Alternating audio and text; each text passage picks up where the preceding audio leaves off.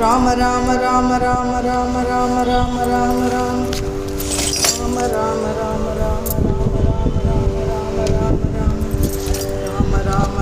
राम राम राम राम बोला पुंडलीक वरदे हरि विठ्ठल श्री ज्ञानदेव तुकाराम पंढरीनाथ भगवान की जय। माऊली ज्ञानेश्वर महाराज की जय। जगद्गुरु श्री तुकाराम महाराज की जय। शांति ब्रह्म श्री एकनाथ महाराज की जय। प्रेमिकेंद्र सद्गुरु महाराज की जय। सद्गुरु योगीराज महाराज की जय। तुकाराम गणपति सद्गुरु महाराज की जय। सर्व संतनों के जय। जय जय राम कृष्ण हरि जय जय राम कृष्ण हरि हरि जय जय राम कृष्ण हरि हरि जय जय राम कृष्ण हरि जय जय राम कृष्ण हरि जय जय राम कृष्ण हरि जय जय राम कृष्ण हरि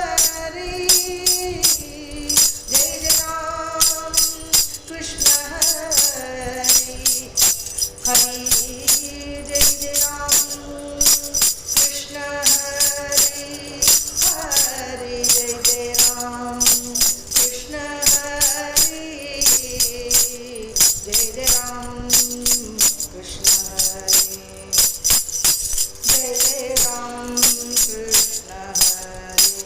हरि जय जय राम कृष्ण हरि हरि जय जय राम कृष्ण हरि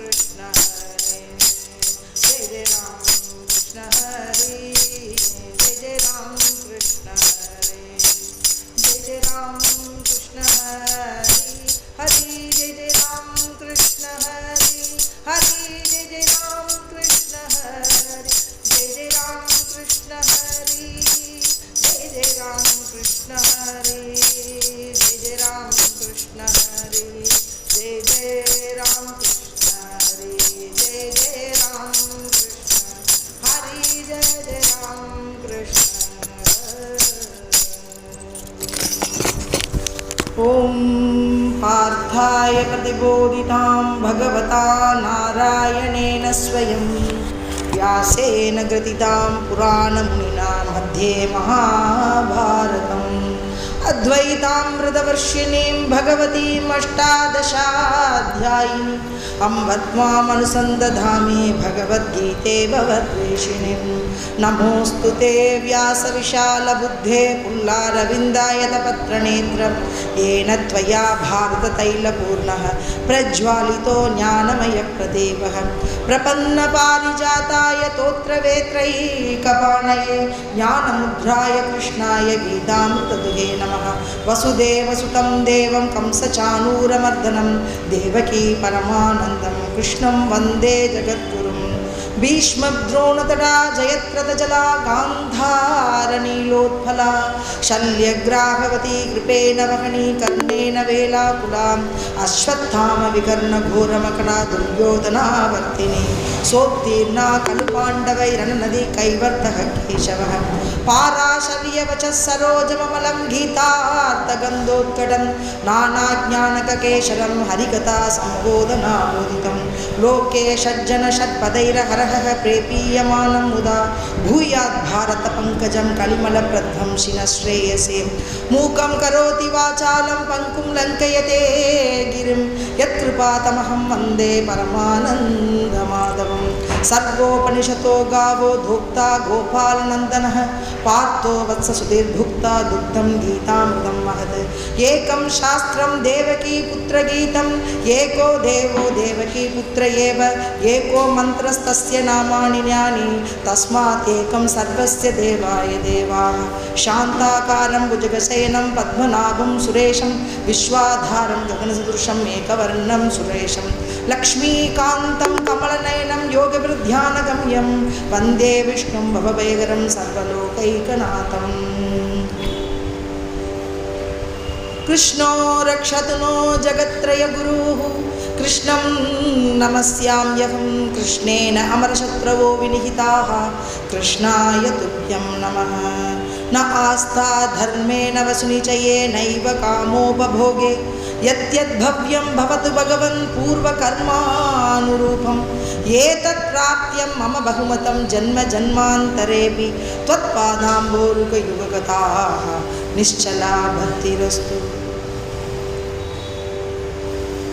இந்த ஒரு அருமையான காலம் இன்னைக்கு பிரதோஷ நேரம். பகவானை பற்றி பகவானை நினைக்கக்கூடிய ஒரு பாக்கியம். அதுவும் ஞானேஸ்வரியிலேருந்து நம்ம சில விஷயங்களை பார்க்கலாம் அப்படிங்கிறது. ஞான ஈஸ்வரி, ஞானத்தை கொடுக்கக்கூடியவள் அம்பாள். அந்த ஞானம்ங்கிறது புருஷோத்தமனான பகவான், சத்தியம். அந்த சத்தியமே சத்தியம் அப்படிங்கிறது சத்திய ஆனந்த அப்படிங்கிற ரூபத்தில் சொல்கிறோம். சத்து சித்து ஆனந்த ஸ்வரூபம் அப்படிங்கிறோம். சத்தியம் ஞானம் ஆனந்தம்னு சொல்கிறோம்.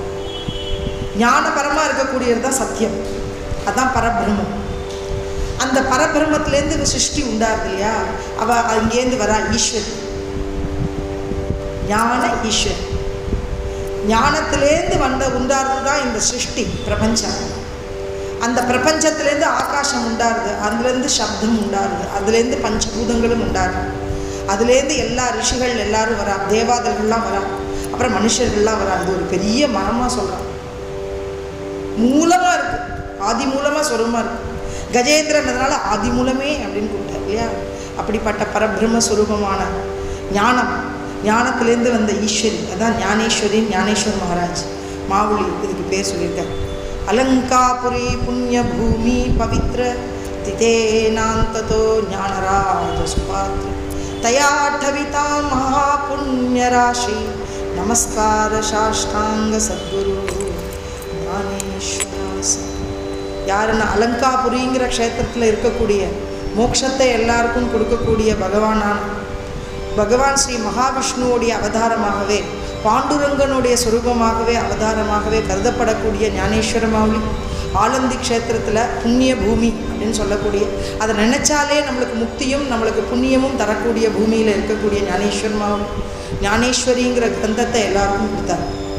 பகவத்கீதையினுடைய சாரமாகவும் பகவானுடைய அமிர்த ஸ்வரூபமான அமிர்த வர்ஷினி அப்படின்னு சொல்கிறக்கூடிய வாக், அந்த அமிர்த வாக்கை தான் இன்னும் பாஷ்யம் பண்ணார்.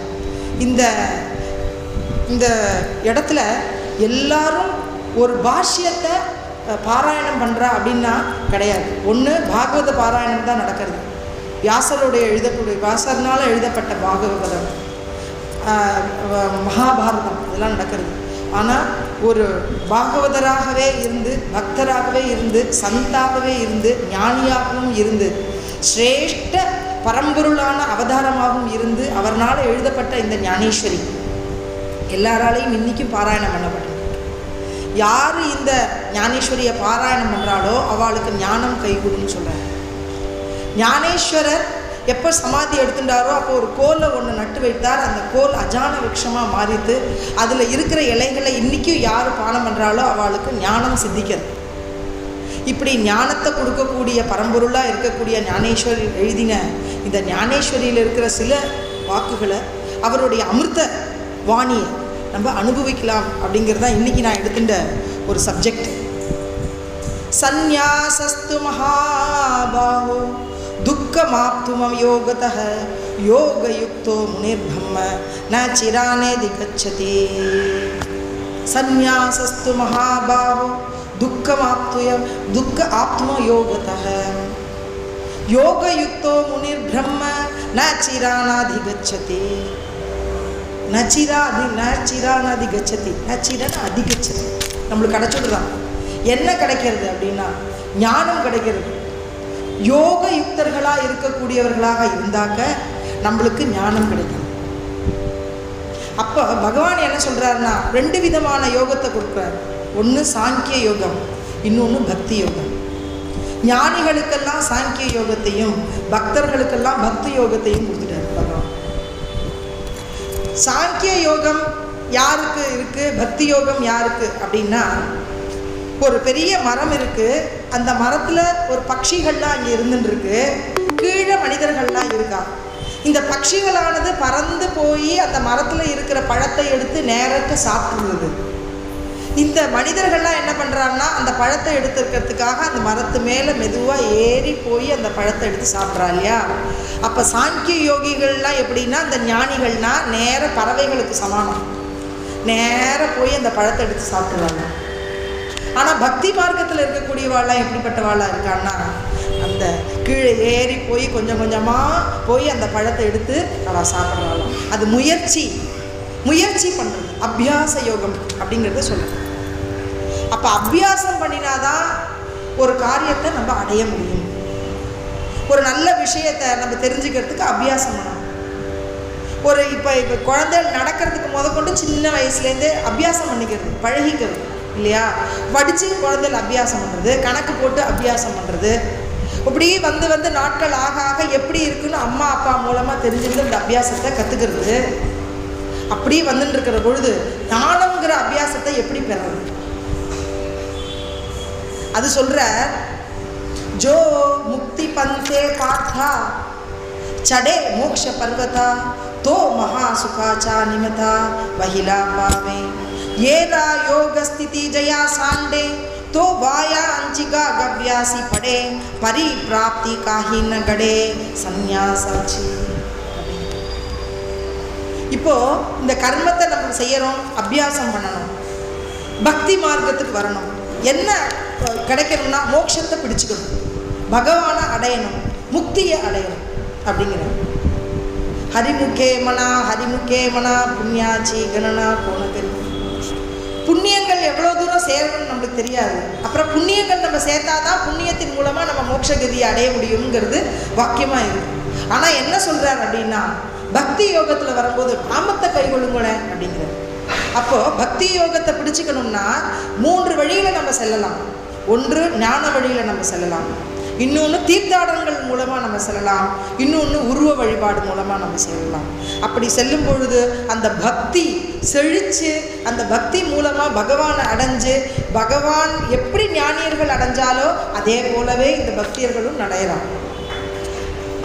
ஆனால் சாங்கிய யோகத்தில் இருக்கிறவா எப்படின்னா, இந்த உடம்பை வர்த்திக்கிறான், இந்த ஹிருதயத்தில் இந்த எல்லா இந்திரியங்களையும் கட்டுப்படுத்துகிறான், ஹிருதயத்திலிருந்து மேலே கொண்டு போய் சகசிராரத்தில் நிறுத்திட்டு ஒரு பெரிய ஹட்டயோகம் பண்ணுறான். இந்த ஹட்டயோகத்தினால என்ன ஒரு மனிதனுக்கு கிடைக்கிறதுனா, முதல்ல என்னென்னா ஆத்ம அபிமானம் வந்துடுறது, தன் மேலே ஒரு அபிமானம் வந்துடுறது, கர்வம் வந்துடுறது. இந்த மாதிரி பெரிய யோகியர்களாக இருக்கக்கூடியவா ஞானிகள்ங்கிறது எப்படின்னா, இந்த விஷயத்தை கற்றுண்ட சாங்கிய யோகியர்களுக்கு கீழே விழக்கூடிய தன்மை இருக்குது, சரிஞ்சு விழக்கூடிய ஒரு தன்மை இருக்குது. என்னென்னா கர்வம் வந்துடுறது. நேராக போய் பழத்தை எடுத்து சாப்பிட்ற அவளுக்கு எப்படி இருக்கும், ஒரு கர்வம் இருக்க தானே செய்யும். ஆனால் ஒரு கஷ்டப்பட்டு ஒரு மேலே ஏறி போனான், நான் எவ்வளோ தூரம் கஷ்டப்பட்டு வந்திருக்கு. இந்த வாரி என்ன சொல்லித்தர்றது நம்மளுக்கு, வார்க்கரி சம்பிரதாயம் என்ன சொல்கிறதுனா, அபியாச யோகேன ததோ மாமிப்சாத்தும் தனஞ்சயா. நான் அபியாசம் பண்ணியே நான் வரேன் அப்படிங்கிறத சொல்கிறேன். எப்படி அபியாசம் பண்ணணும்? ஆலயத்துக்கு செல்லுண்டே இருக்கணும், அங்கே போய் பகவானை திருப்பி பார்த்துட்டே இருக்கணும். அந்த அபியாசம் என்னென்னா நாமத்தை பட்டனம் பண்ணணும். ஹரிமுகே மனா ஹரி உச்சாரணி அனந்த பாபராசி ஜாதி லலயாசி க்ஷண மாத்ரே அப்படி சொல்கிறார். ஹரிபாட்ட கீர்த்தி முகே ஜரிகாய பவித்ர சிஹோய தேகத்யாஞ்சா. அப்போ நாமம் இதுதான் நம்மளுக்கு விஷயம்னு சொல்கிறார். இந்த நாமம் சொல்கிறதுனால நம்மளுக்கு என்ன ஆகிடுது அப்படின்னா, இந்த இந்திரியங்கள்லாம் கொஞ்சம் கொஞ்சமாக தன்னுடைய நிலைமையை விட்டுட்டு இந்த நாமத்து மேலே கொஞ்சம் கொஞ்சமாக வரும். இப்போ சித்தி அடையணும் அப்படின்னா நம்ம கர்ம மார்க்கத்தை விடணுமா, இல்லை வேலை செய்யாமையே வெறும் உட்காந்துட்டே இருந்தாலே பகவானை போய் அடைஞ்சிடலாமா? எதை பண்ணலாம்? பக்தி அவசியமா? பக்தி இல்லாமல் வெறும் கர்மமா அவசியமா? கர்மயோகம் நல்லதா இல்லை பக்தி யோகம் நல்லதா அப்படிங்கிறத கேட்குறேன். நச்சிரேனாதி கச்சதி அப்படிங்கிறார். ஒருத்தருக்கு அவ்வளவு பகவானை போய் சீக்கிரம் அடைஞ்சிட முடியும் பக்தியினால. ஆனால் ஒன்றுமே செய்யாமல் உட்கார்ந்துட்டு இருக்கிறவனால சித்தி ஆகாது அப்படின்னு சொல்கிறார்.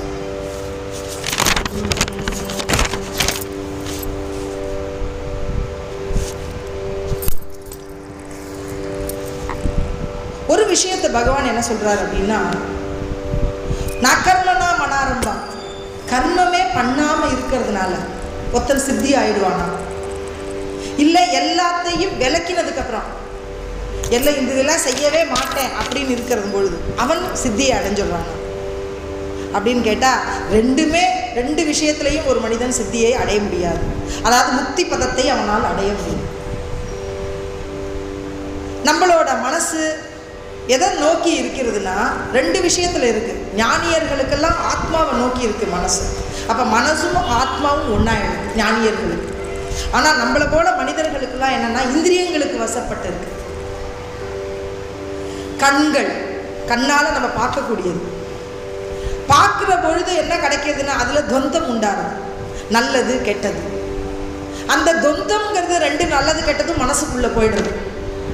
இவா நல்லவா இவா கெட்டவா அப்படிங்கிற எண்ணம் உண்டாயிடும். அப்போ உண்டாகிற போது நல்ல இடத்துக்கு போகும் பொழுதும் நல்ல பிரகிருதி செய்யும் பொழுதும் நம்ம மனசானது இது நல்லது இது கெட்டது, எது நல்லது எது கெட்டதுன்னு தெரியாமல் இருக்கிறதுனால அப்போ பக்தியை போய் பிடிச்சிக்காம சில பேர் என்ன பண்ணுறா, அதுலேருந்து நழுவி வெளியில் வந்துடுறா தன்னுடைய அபிமானத்திலையும் கர்வத்திலையும். அப்போ கண்களால் பார்க்கக்கூடியதுனால ஹிருதயத்தில் போய் சேர்றது, காதுகள்னால கேட்கக்கூடியது நல்ல விஷயங்களை கேட்கணும். அதே மாதிரி வாக்குனால நல்லதை சொல்றது. அப்போ கேட்க போறா, சொற்பொழிவுகள்லாம் கேட்குறா, சொல்றா, நல்லதை சொல்றது, நல்லதை செய்யறது. இப்படி துவந்தங்கள் உண்டாகும். கர்மங்கள் செய்யறோம், இதன் மூலம் லாபம் நஷ்டங்கள் உண்டாகும். அதன் மூலமாக என்னங்கன்னா சுகமும் துக்கமும் உண்டாகும். அப்போ ஒரு மனிதனுக்கு தன்னோட கர்மத்தினாலேயே தனக்கு சுகமும் உண்டாருது, தன்னோட கர்மத்தினாலேயே துக்கமும் உண்டாருது. பகவான் இதற்கு பொறுப்பு அல்ல.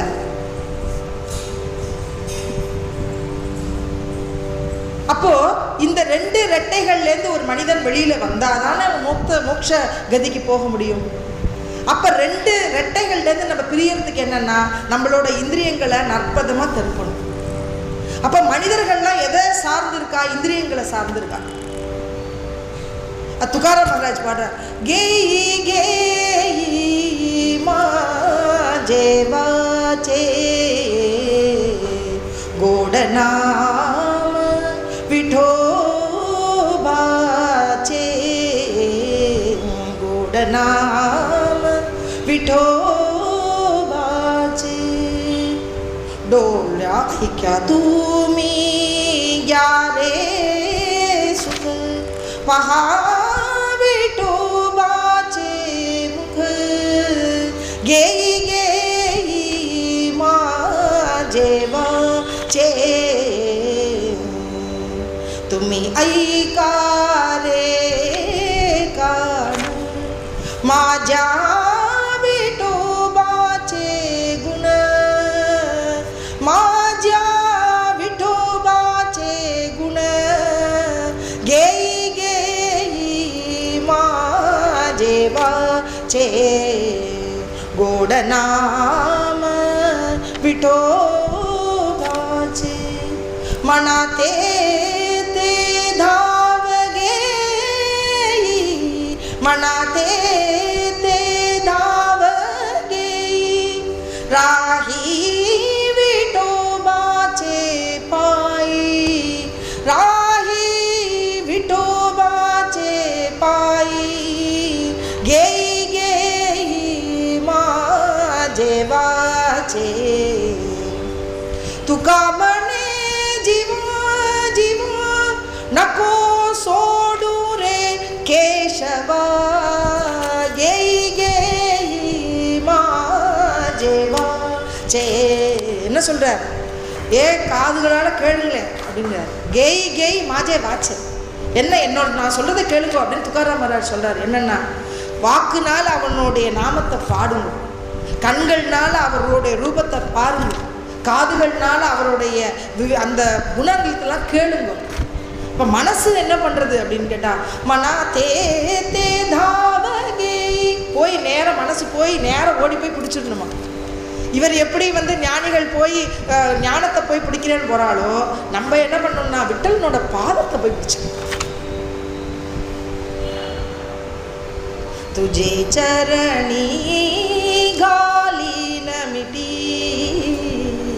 छाडना ही रे குந்தி, உன்னை தவிர, உன்னுடைய பாதத்தை தவிர எனக்கு வேற ஒரு ஆசைகளும் இல்லை அப்படின்னு ஜனாபாய் பாடுறான். அப்போ பக்தமான்கள்லாம் பக்தியை நம்மளுக்கு எப்படி சொல்லித்தரானா, நம்மளுடைய இந்திரியங்களை எல்லாம் பகவானை நோக்கி திருப்பும் பொழுது ஆத்மாவானது அந்த பகவானை நோக்கியே செல்றது. ஒரு வீட்டில் இருக்கிற தாய் தந்தையர்கள் அந்த வீட்டில் ஒரு விளக்கை ஏற்றி வச்சாக்க அந்த வீட்டில் இருக்கிற விளக்கு பிரகாசத்தை கொடுக்கறது சாட்சியாக இருந்துருக்கு. அங்கே இருக்கிறவா எல்லாரும் அதை பார்த்துக்கிறா, ஆனால் அது சாட்சியாக இருக்குது. ஆனால் அவாவா கர்மங்களில் ஈடுபட்டுருக்கான். ஆனால் என்னது இருக்குது, அந்த விளக்குங்கிற அந்த ஞானம் இருந்துகிட்டே இருக்குது. அது மாதிரி இந்த ஆத்மாங்கிற விளக்கு இருந்துட்டு இருக்கு. இந்த இந்திரியங்கள்லாம் அது செயல்பட்டுட்டே இருக்குது.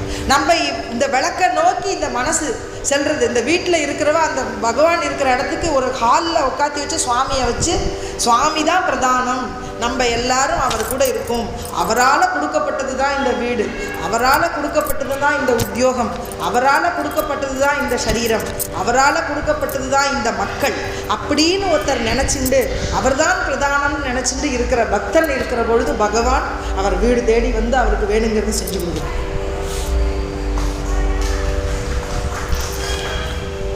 அது மாதிரி ஹிருதயத்துக்குள்ள பகவான் இருக்கார். ஞானேஸ்வர் சொல்றார், யோக யுக்த முனீர் பிரம்மா அப்படிங்கிறார். யோக யுக்தியில நீ இருக்கணும் அப்படிங்கிறார். ஜோ யுக்தி பந்தே பார்த்தா பார்த்தா அர்ஜுனா, யாரு பக்தியில இருந்துட்டு இருக்காளோ சடே மோட்ச பர்வதம், அவளுக்கு மோட்சங்கிற அந்த மலை மேல ஏறிடுவாப்பாவா. தோ மகா சுகாச்சா நிமித்தா வகிலியாப்பா, பெரிய சுகமா கொடுக்குறாரு. சர்வ சுகாச்சே ஆகுரு பாப்பரக்குமா தெய்வம் அப்படிங்கிற சுகத்துக்கெல்லாம் இருப்பிடமா இருக்காரு, ஆனந்தமா இருக்காரு. ஆனந்தத்தை இப்படி சொல்றோமே, ஆனந்தத்தை எப்படி நம்ம அனுபவிக்கிறதுனா, ஹிருதயத்துல எந்த எண்ணமும் இல்லாம செயல்களை எல்லாத்தையும் பகவான்கிட்ட கொடுத்துட்டு பேசாம, ஆனா இன்னைக்கு இருக்கக்கூடிய கடமைகளை செஞ்சுக்கணும். இன்னைக்கு என்ன குழந்தைகள் வந்தால் குழந்தைகளுக்கு செய்ய போகிறோம், வேலைகள் வந்தால் வேலைக்குள்ள கடமைகள் செய்யணும், எல்லா கடமையும் செஞ்சுட்டோம். நைட் ஆனோன்னா பகவான்கிட்ட எல்லாத்தையும் ஒப்படைச்சிட்டோம். எப்படி ஒப்படைக்கணுங்கிறார் தெரியுமா? ஒரு கல்யாணம் பண்ணின குழந்தைய, பெண் குழந்தைய அவள் ஆற்றுக்கு அனுப்பிச்சி வச்சதுக்கப்புறம் அது அவாத்து குழந்தை நினச்சிட்டு அவள் அப்பா அம்மா இந்த பொண்ணு நல்லபடியாக அவாத்தில் இருக்கும், அந்த பொண்ணுனோட உரிமையாளர் வேற நம்ம கிடையாதுங்கிற எண்ணத்தை எப்படி ஒரு பெற்றோர் ஒரு பேரண்ட்ஸ் கொண்டாடிக்கிறாளோ அது போகலை. நம்ம செஞ்ச கர்மத்தை எல்லாத்தையும் அங்கே அப்படியே விட்டுட்டுருமா, பகவானோட பாதத்தில் விட்டுட்டு நிம்மதியாக இருக்கணும். சொல்லித்தரேன் நான் அவளுடைய அபியாசம் எப்படி பண்ணணும். ஒரு புகைக்கூண்டில் இருக்கிற புகையானது வேலை இங்கே செஞ்சதுக்கப்புறம் மேலே போயிட்டு அது பாட்டுக்கு போயிடுறது, மேகத்தோடு கலந்து போயிடுறது, அது திருப்பி இதை பற்றி பார்க்க வர்றதில்லை. ஒரு நதியானது இந்த நதி கங்கை பிரவாகமாக ஓடுறது, ஓடி சமுத்திரத்துக்கு போனதுக்கப்புறம் அது திரும்பி பார்க்க போகிறது, திருப்பியுமா இங்கே வரணும்னு போய் சேரப்படுறதா? கிடையாது. எந்த ஒரு காரியத்தை நம்ம செஞ்சதுக்கப்புறம் திருப்பியும் பின்னாடி போய் அந்த கர்மத்தை மாற்ற முடியுமோ? மாற்ற முடியாது. அப்போ பழசு நடந்தத விஷயத்தை நம்மளால் மாற்ற முடியாது. வரப்போகிறது எப்படி இருக்க போகிறதும் நம்மளுக்கு தெரிய போகிறது இல்லை. அப்போனா இப்போ இருக்கிறது என்ன, இதில் என்னென்ன கர்மம் நம்ம செய்கிறோமோ அது பிரவிற்த்தி மார்க்கமாக இருக்கணும். நல்ல கர்மமாக செய்யும் பொழுது அதனுடைய பலனும் பின்னாடி நல்லதை கொடுக்கும். என்றைக்கோ நான் உங்களுக்கு ஒரு பாட்டு சொல்லி கொடுத்து என்றைக்கோ ஒரு பாடினுடைய பலன் இன்றைக்கி நான் உங்களுக்கு பேசுகிறேன் இல்லையா? அப்போ என்றைக்கோ பண்ண கர்மத்தினுடைய பலன் இன்றைக்கி நம்ம அனுபவிச்சுருக்கோம். இது மாதிரி எப்போவோ நம்ம இருந்து பக்தி பண்ணினோம், எப்போவோ அந்த கோவிலுக்கு போய் நான் ஏதோ செஞ்சு கொடுத்தேன், இன்றைக்கி அங்கேருந்து எனக்கு ஒன்று கிடச்சிது அப்படின்னு நம்ம நினைக்கிறோம். எப்போவோ யார்கிட்டையோ ஒருத்தர்கிட்ட போய் நான் அவளுக்கு ஏதோ செஞ்சு கொடுத்தேன், இன்றைக்கி அந்த குழந்தைகள் என் குழந்தைகளுக்கு ஒரு வேலையை வாங்கி கொடுத்ததுன்னு சொல்லுவா ஒருத்தர் இல்லையா? அப்போது பூர்வ கர்மங்கள்னால தான் இப்போ இருக்கிற கர்மங்கள் நடக்கிறது. இதுக்கும் பகவானுக்கும் எந்த சம்மந்தமும் இல்லைன்ற கர்ம யோகத்தை பண்ண சொல்கிறார். கர்மத்தை வெறும் கிரியைகளில் மட்டும் ஒரு மனிதன் ஈடுபட்டான்னா அவனுக்கு சுகம் துக்கம் உண்டாகும். அப்போ இந்த சுக துக்கத்திலேருந்து விடுபடணும் அப்படின்னா என்ன பண்ணணும்? ஏரா யோகஸ்திதி ஜெயா சாண்டே तो वायांची या हव्यांची पड़े पड़े प्राप्ति कहीं न घड़े சன்னியாசாச்சி. அப்போ சன்னியாசி ஆக போகிறேன் அப்படின்னு எல்லாத்தையும் விட்டுட்டு மனசளவில் மட்டும் ஒருத்த மனசுக்குள்ளே இருக்குது, எல்லா ஆசைகள்லாம் இருக்குது, ஆனால் நம்மளால் இது செய்ய முடியுமோ செய்ய முடியாதோ, இந்த காரியம் பண்ணலாமோ பண்ண முடியாதோ, இப்படியே மனசில் நினச்சிண்டே ஒருத்தன் இருந்துகிட்டே இருக்கான். ஆனால் வெளியில் என்ன சொல்கிறான்? நான் எல்லாத்தையும் திறந்துட்டேன், நான் எல்லாத்தையும் திறந்துட்டு இன்றைக்கி போகிறேன், என்னால் இது ஒருத்தன் பயந்துண்டு கர்மத்துக்கு பயந்துண்டு எல்லாத்தையும் விட்டுட்டு போகிறேன்னு சொன்னாப்புல மனசுக்குள்ளே அந்த கர்மத்தினுடைய விளைவுகளோ ஏதோ இப்போ சுமந்துண்டு இருக்கானா அவனை வித்யாச்சாரம்னு சொல்றது பகவத்கீதை. ஆச்சார பிரஷ்டன்னு சொல்றது என்ன அப்படின்னா, என்ன ஆச்சாரத்தில் ஏன் பிரஷ்டன் ஆகிறான் அப்படின்னா, அவன் தன்னுடைய கர்மத்திலேயே எண்ணத்தை வச்சுட்டு இருக்கானே தவிர அதை விடலை. அதே மாதிரி எண்ணங்கள் இந்த சூழல்ல இருக்கிற விவகாரத்தில் வச்சுட்டே இருக்கானே தவிர அதை விடலை. ஏக்நாத் மகாராஜோட சரித்திரத்தில் பார்க்கும் பொழுது அவருக்கு உத்தவர்னு ஒருத்தர் வந்தார். பகவானுடைய ஒரு அனுகிரகத்தினால அவருடைய சொந்தக்காரரான உத்தவர் அவரோட கூடவே இருந்திருந்தார். அவர் ஒரு தடவை இவர் குடும்பம் நடத்திட்டு இருக்கார். இவர் ஏக்நாத் மகாராஜோட பத்தினி கிரிஜாபாய், அவள் குழந்தைகள்லாம் இருக்குது, எல்லாம் இப்படி நடத்திட்டு இருக்கார். சந்நியாச ஆசிரமத்தில் இருக்கிற என்ன பாவம் ஒருத்தருக்கு இருக்கோ அதை இந்த சம்சாரத்திலேயே இருந்து இந்த ஆசிரமத்திலேயே கிரகஸ்தாசிரமத்திலேயே பண்ணிட்டு இருந்த முதல்ல இருக்கக்கூடிய ஒரு உத்தம சந்நியாசி போல இருக்கக்கூடிய பிராமணரான குடும்பஸ்தர் யாருன்னா ஏக்நாத் மகாராஜ். பக்தியிலையும் சிறந்தவர், ஞானத்திலையும் சிறந்தவர், குரு பக்தியினால ஞானத்தை பெற்றவர், பகவத் அனுகிரகத்தை பெற்றவர், பகவானாகவே எல்லாத்தையும் பார்த்தவர், எல்லாத்தையும் பகவான் இருக்குங்கிற எண்ணத்தை கொடுத்தவர். கிரகஸ்தாசிரமத்தில் இருந்து தன்னுடைய கிரகத்தில் 4 வாயில்கள் கொண்டு 4 ஆசிரமத்துக்காராலையும் உள்ளே வரவழைச்சு அத்தனை பேருக்கும் பாகவதமும் ராமாயணமும் சொல்லி அவளுக்கு நற்கதியை அடைய விட்டு அது கூடவே ஒரு வீட்டில் பிரசாதமும் பண்ணி எல்லாருக்கும் கொடுப்பாராம். அவர் என்ன சொல்கிறாருன்னா, ஒரு கிரகஸ்தன் ஒரு நாளைக்கு என்ன இருக்கணும்னா, ஒரு வீட்டுக்கு ஒருத்தர் போகும்போது கையில் ஒரு ஏதோ ஒரு பழமோ ஏதோ எடுத்துன்னு வாங்கின்னு போவோம். ஒரு பெரியவாளை பார்க்க போகும்போது கையில் ஏதாவது எடுத்துகிட்டு போவோம். அது மாதிரி கோவிலுக்கு போனால் கையில் பகவானுக்கு ஏதாவது எடுத்துன்னு போவோம் இல்லையா? அதே மாதிரி நம்ம இந்த உலகத்துக்கு வந்திருக்கோம். இங்கே இருக்கிற மக்களை எல்லாம் நம்ம பார்க்குறோம். அவளாம் மக்கள் எல்லாம் பகவத் சொரூபம். அதனால் அவளுக்கும் நம்ம ஏதாவது கொடுக்கணும் இல்லையா? அதனால் ஒவ்வொரு நாளைக்கு ஒன்றொன்றும் யாவருக்குமா இறைவருக்கு ஒரு பச்சிலை, யாவருக்குமா மற்றவருக்கு ஒரு கைப்பிடி அன்னம், யாவருக்குமா இனிதுரை, மற்றவாளுக்கு ஒரு இன்னுரை சொல்லணுன்ற.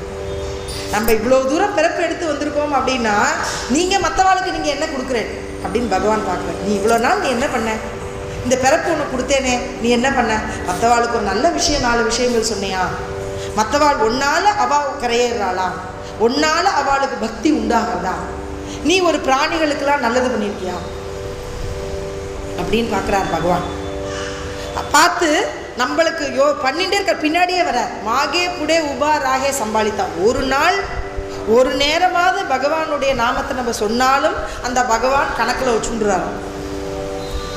அவர் துகாராம் மகாராஜ் பாடுறார், மாஜ்யா விட்டோ பாச்சா கைச பிரேம பாவ ஆப்புனச்சி தேவ ஹோய குரு படிலே தேக பாவ புரவி வாசனா அந்தித்தே ஆப்னே பாஷிஞாவே.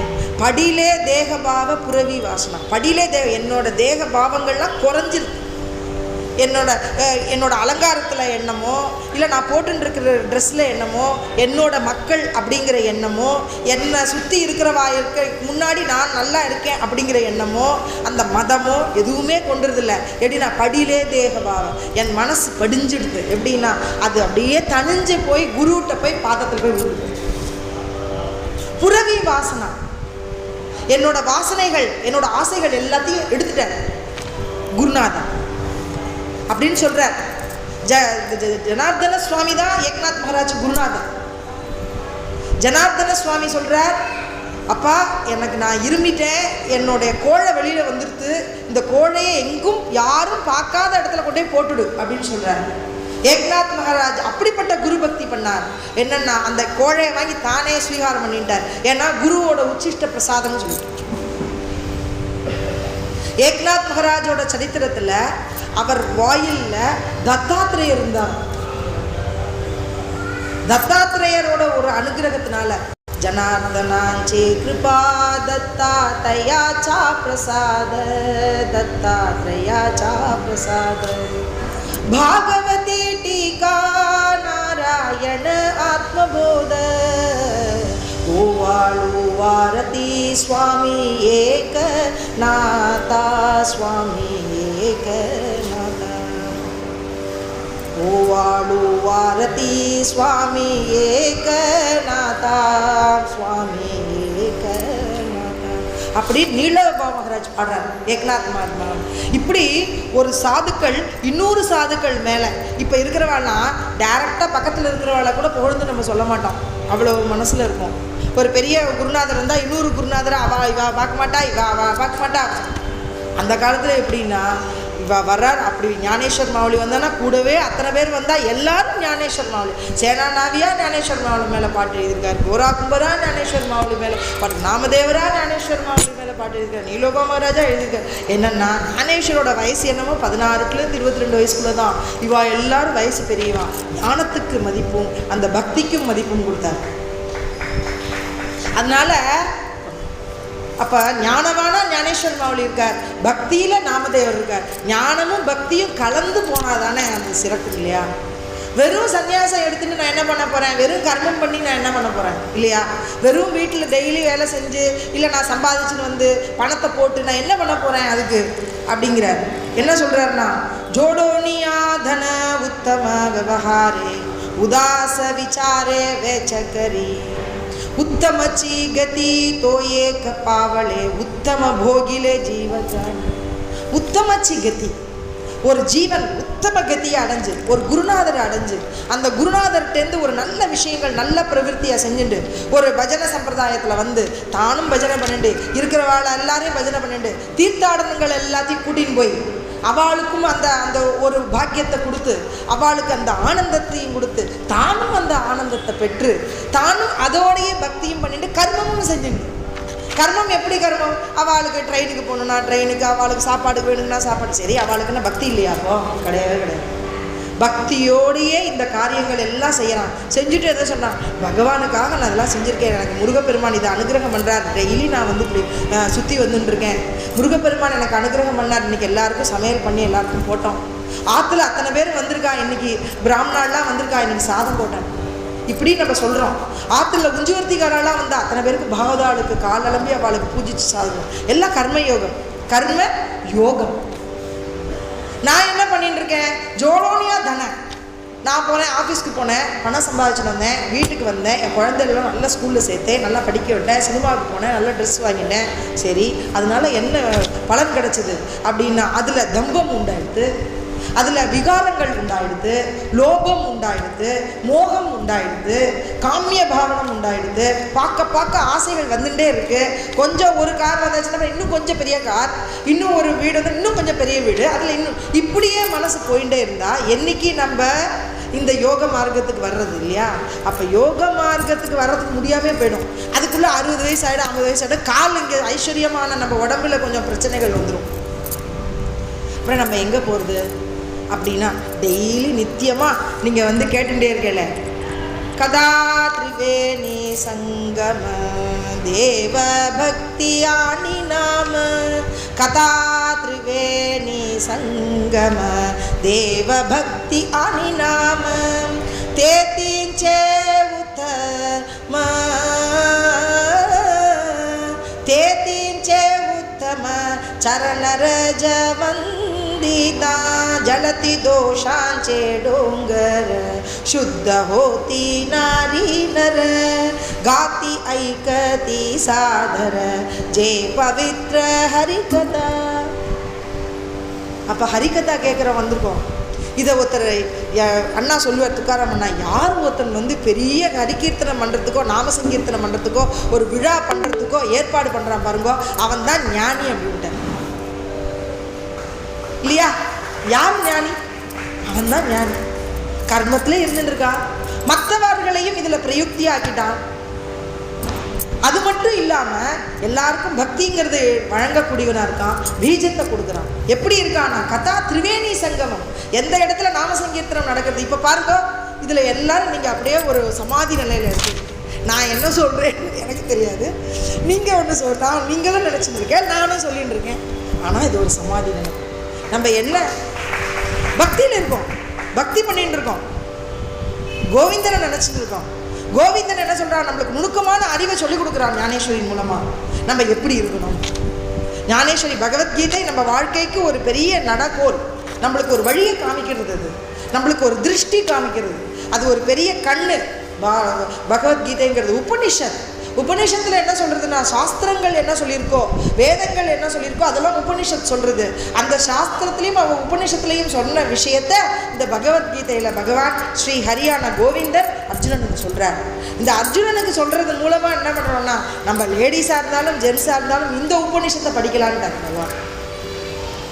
என்னால் உபநிஷத் படிக்க முடியலையே, இங்கே பண்ணலாமே, பகவத்கீதைங்கிற உபநிஷத்தை படிக்கலாம், விஷ்ணு சகஸ்ரநாமங்கிற வேதத்தை சொல்லலாம் அப்படின்னு சொல்லியிருக்காரே. அப்போ இது செய்யலாமே. நம்மளுடைய வாக்கு அந்த இனிமையான அந்த நேரம், இப்போ இருக்கிற நேரம் பவித்திரமாகவும் புனிதமாகவும் மாறுது. எப்போ எந்த இடத்துல நாமம் சொல்கிறாலோ, எப்போ பக்தர்கள் கூடின்னு இருக்காளோ, எப்போ பகவான் இருக்காளோ, அப்போ அது திரிவேணி சங்கமம்.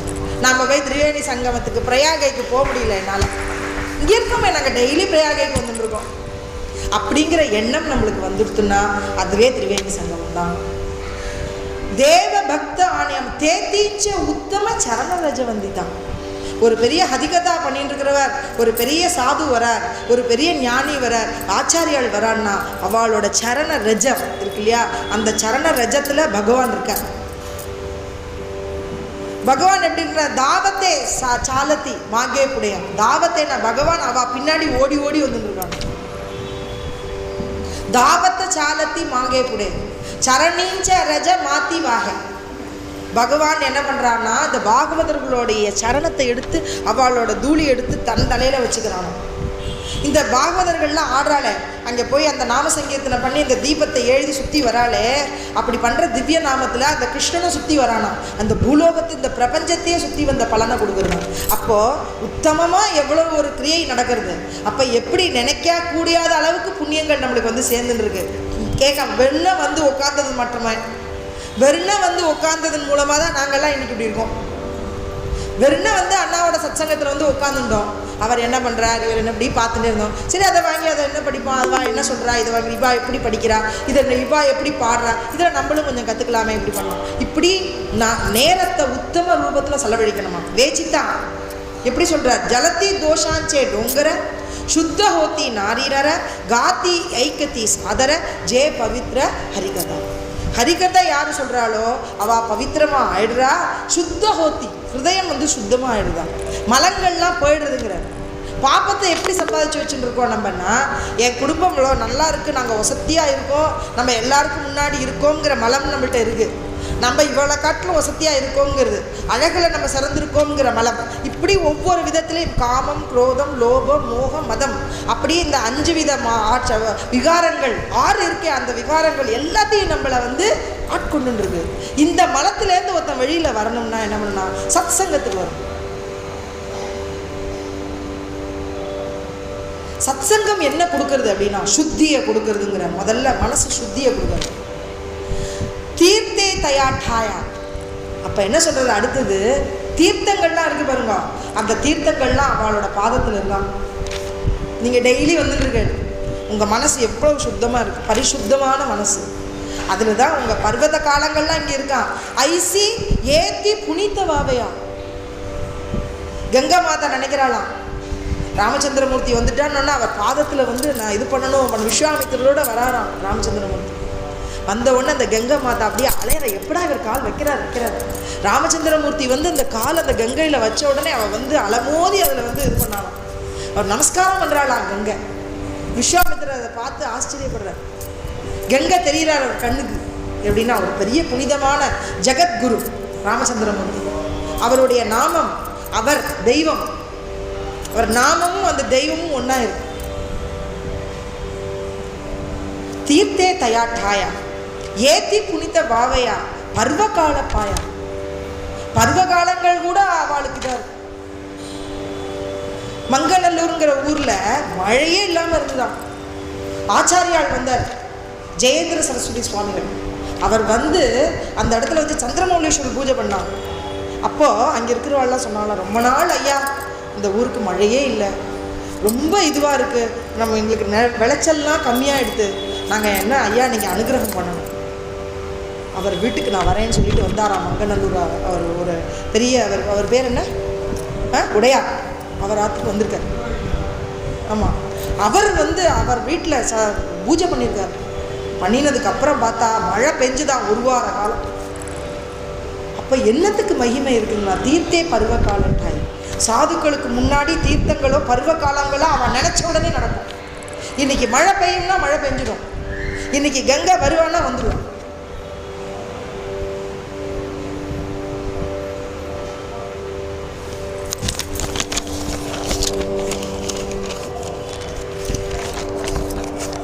கோடி ருத்ர சம்ஹிதைன்னு இருக்கு. அதுல பக்திமான்கள் ஒரு கதையை சொல்றார். சிவபெருமானும் பார்வதியும் ஒருத்தருக்கு ஒருத்தர் உரையாடுறார். சிவபுராணத்துல வர்ற பார்வதி தேவி பக்தர்களுடைய விஷயம், அந்த அவளுடைய உயர்ந்த தன்மையை எனக்கு சொல்லுங்கன்னு கேட்கிறார். சிவபெருமான் சொல்றார், ரேவா நதி அப்படிங்கிற தீரத்துல ஒரு குடும்பம் இருக்கு. அவ பிராமண குடும்பம். அந்த குடும்பத்தில் இருக்கிறவா எல்லாம் வேத விற்பனர். அவர் பெரிய பிராமணர், நல்ல வேதம் படிச்சிருக்கார். அவருடைய மனைவி அவளும் அவளுக்கு தகுந்த மாதிரி இந்த பிராமண குலத்தில் என்னெல்லாம் இருக்கணுமோ எல்லாம் செஞ்சுருக்கா. அவளுக்கு ஒரு பையன், நல்ல வசதியான குடும்பமாக இருக்கார். சில நாள் ஆயிடுத்து அவர் தந்தையார் இறந்து போயிட்டார். தாயார் என்ன பண்ணுறா, இந்த பையனுக்கு உபதேசம் பண்ணுறா. என்ன சொல்கிறான்னா, நான் இறந்து போனவுடனே என்னோட அஸ்தியை நீ கங்கையில் கரைக்கணும் அப்படின்னு சொல்லிடுறான். சரிம்மா, இந்த பையன் கேட்டுக்கிறான். அவனும் வேதம்லாம் படிக்கிறான், நல்ல சாஸ்திரோத்தமாக இருக்கான், தீர்த்தாடனங்கள்லாம் போகிறதில்ல, அவனுக்கு பிரியம் இருக்குது, பக்திமானாக இருக்கான், நாமம்லாம் சொல்லிட்டு நல்லா இருக்கு. சில காலம் ஆயிடுது, அவன் அம்மாவோடைய காலமும் ஆகும். இப்போ அம்மா சொல்கிறா, நீ கங்கையில் போய் என்னோட அஸ்தியை கரைக்கும் பொழுது அப்படி அந்த அஸ்திகள்லாம் எப்படி இருக்கும்னா, அது உண்மையான கங்கை தீர்த்தமாக இருந்தான்னா என்னோட அஸ்திகள்லாம் பூவாக மாறிடும். நான் அப்படிப்பட்ட புனிதவதி.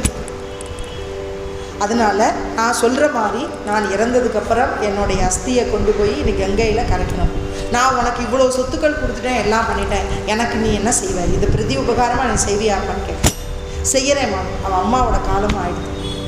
இந்த பையன் என்ன பண்ணினா, இந்த அஸ்தியை எடுத்துட்டு இந்த பையன் தீர்த்தாடனம் கிளம்பிட்டார். எங்கன்னா நேராக கங்கைக்கு போகணுமே. இப்போ நேவாரதி தீரத்துலேருந்து நடந்து போயிட்டே இருக்கார். போகும்பொழுது வழியில் நர்மதா நதி தீரம் வருது. தீரம் வந்தாச்சு, நர்மதா நதியில் ஸ்நானம் பண்ணார். அங்கே நித்திய கடன்கள்லாம் பண்ணிவிட்டு சாப்பிடணுமே ஏதாவது ஒரு இடத்துல. அங்கே யாராவது பிராமணர்கள்லாம் இருக்காளான்னு தேடி பார்த்துட்டு ஒரு பிராமணரோட வீட்டுக்கு போயிட்டார். அந்த பையன் அஸ்தி எடுத்துட்டு வாசல்லையே இருக்கார். ஏன்னா அஸ்தியை வச்சுட்டு உள்ளே போகக்கூடாதுங்கிறதுனால. அவள் என்ன வேணும், எனக்கு ஏதாவது உணவு கொடுங்கோ, நான் சாப்பிட்டு இங்கே இருந்துக்கிறேன், நைட்டு கொஞ்சம் நேரம் தங்கிட்டு மறுநாள் காலத்தால் நான் இங்கேருந்து நடையா அங்கேருந்து நேராக வடக்க போய் கங்கைக்கு போயிடுறேன், நான் கங்கையில் போய் இந்த அஸ்தியை கரைக்கணும் அப்படின்னு சொன்ன உடனே சரி அப்படின்னு சொல்லிடுறாங்க. இந்த பையனுக்கு வேணுங்கிறது எல்லாத்தையும் கொடுக்குறா. இந்த பையன் எல்லாம் வச்சுட்டு சாப்பிட்டான், இது பண்ணான், 3 சந்தியாவந்தனங்கள்லாம் பண்ணி தன்னுடைய கடன்கள்லாம் முடிச்சுட்டு அந்த பையன் தங்கி. அப்போ பார்த்தா அவாத்தில் ஒரு பிராமணர் வீடு. அந்த வீட்டில் ஒரு மாடு இருக்கு, அதுக்கு ஒரு கண்ணுக்குட்டி, அது 2 இருக்குது. இந்த பிராமணர் சாயந்தரம் வந்துட்டார். இந்த மாட்டுக்கு பால் கறக்கணும் இல்லையா, பால் கறக்கணும்னு சொல்லிட்டு இந்த மாட்டிலேருந்து பால் கறக்கிறதுக்காக வராங்க. பால் கறக்கிறதுக்கு போகும்பொழுது முதல்ல கண்ணுக்குட்டியை கூட்டின்னு முதல்ல பால் எடுக்கிறதுக்கு முன்னாடி கண்ணுக்குட்டியை தான் வைப்பான். அது பால் குடிச்சிடும், கொஞ்சம் குடித்ததுக்கப்புறம் தான் அது கறக்கும். அதனால் இந்த பிராமணரும் போய் அப்புறம் பாலை கறக்க போகிறாரு. பாலை கறந்துட்டே இருக்கும்பொழுதே என்ன ஆயிடுச்சுன்னா, அந்த குழம்பு இவர் காலில் டக்குன்னு அடிச்சு விடுத்து. இந்த மாடு அடிச்சோடனே இவருக்கு வலி வந்துடுது.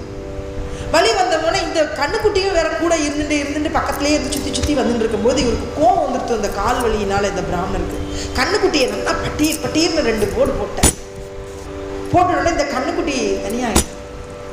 அப்புறம் இந்த மாட்டுட்டேருந்து இந்த வலியோடையே அவர் இந்த பாலை கறந்துட்டார். பாலை கறந்துட்டு இவர் உள்ளே போயிட்டார். அப்போது ஒரு சம்பவம் நடந்தது. என்னென்னா, இந்த மாடு கட்டி போட்டிருக்கு, இந்த கண்ணுக்குட்டி தனியாக இன்னொரு இடத்துல கட்டி போட்டார் இந்த பிராமணன். இப்போ இது 2 ஒன்றுக்குள்ளே ஒன்று பார்க்கணும். அப்போ இந்த எய்தாப்பில் இருக்கிற பிராமண பையன் அஸ்தியை வச்சுன்னு உட்காந்துருக்காரு. இவரோட பூர்வ புண்ணிய பலன், இவர் வேத பாராயணம் பண்ணினதனுடைய பலன், புண்ணிய கர்மாக்கள் பண்ணதனுடைய பலன் என்ன ஆயிடுதுன்னா, இந்த மாடுகள் பேசின்னு இருக்கிற வார்த்தைகள்லாம் இவருக்கு காதில் விழுது. இந்த மாடுகளுக்குள்ளே இருக்கிற எண்ணங்கள் இது பேசுறது ஒருத்தருக்குள்ள ஒருத்தர். அப்போ இந்த மாடு இந்த கண்ணுக்குட்டிக்கிட்ட பேசுறது, பாருங்க எவ்வளோ கஷ்டம், இந்த பிராமணராக இருந்து இந்த கண்ணுக்குட்டியை போய் அடிச்சுக்கிட்டாங்க, உன்னை போய் அடிச்சுட்டானே, என் குழந்தைய அடிக்கலாமா, உன்னை அடிச்சுட்டானேன்னு சொல்லிட்டு அழுது. உடனே இந்த கண்ணுக்குட்டி அம்மா அழறாளேன்னு இதுவும் அழறு சொல்கிறது. இந்த கண்ணுக்குட்டி, அம்மா நீ அழாத. அப்போ இந்த அம்மா மாடு சொல்கிறது, பசு சொல்கிறது, நான் ரொம்ப கஷ்டப்பட்டு உன்னை இப்படி தூரம் பெற்றிருக்கேன், இப்படி தனியாக நம்ம 2 பேரும் இருக்கோம் பாரு, தாயும் குழந்தையும் பிரிஞ்சு இப்படி தனியாக இருக்கோமே அப்படின்னு சொல்கிறேன். அப்போ இந்த கண்ணுக்குட்டி சொல்கிறது, எனக்கு ஒரு விஷயம் என்ன தெரிஞ்சிருக்குன்னா, நம்ம பூர்வத்தில் என்னமோ புண்ணியம் பண்ணியிருக்கோம், அதனால தான் நீ இந்த மாடு ரூபத்திலேயாவது வந்திருக்க, நானும் இந்த நதி தீரத்தில் இங்கே வந்துட்டேன், எனக்கு இப்படி ஒரு ஞானம் கிடச்சிருக்கு. அந்த ஞானம் என்னன்னா, நீ பூர்வ புண்ணிய பலத்தினால இந்த பசு ரூபத்தில் நீங்கள் பிறந்திருக்க, உன்னை எல்லாரும் கும்பிடுறா, உன்னை எல்லாரும் பூஜிக்கிறா, நான் உனக்கு கண்ணுக்குட்டியாக வந்திருக்கேன், ஆனால் எனக்கு இங்கே நடக்கிற எல்லாமே தெரியுது அப்படின்னு சொன்ன உடனே இந்த பசு சொல்கிறது கரெக்டு தான், ஆனால் இன்றைக்கி நம்ம 2 பேரும் பிரிஞ்சு இப்படி அடி வாங்கின்னு இருக்கோமே, உன்னை அடிச்சுட்டான், இவ்வளோ துன்பப்படுத்திட்டான் இல்லையா, நாளைக்கு இந்த பிராமணனை வந்ததுக்கப்புறம் இந்த இவனை குத்தி இவனோட குழந்தைய நான் கொல்ல போகிறேன் அப்படின்னு சொன்ன உடனே இந்த கண்ணுக்குட்டி சொல்கிறது, எத்தனை ஜென்மங்களோ பண்ண பாபங்கள்னால தான் நம்மளே இந்த மிருக ஜென்மம் எடுத்து நம்ம இங்கே வந்திருக்கோம், ஆனாலும் நம்ம நற்கதிக்கு போகிறதுக்காக இந்த நர்மதா நதி தீரத்தில் வந்திருக்கோம், இருந்துட்டு ஒரு கோஹத்தி ஒரு பிராமணஹத்திலாம் பண்ணலாமா நீங்கள், நீ பண்ணாத அப்படின்னு இந்த கண்ணுக்குட்டி இந்த அம்மாவுக்கு சொல்கிறது. நீ பண்ணாத அப்படின்னு சொல்கிறது.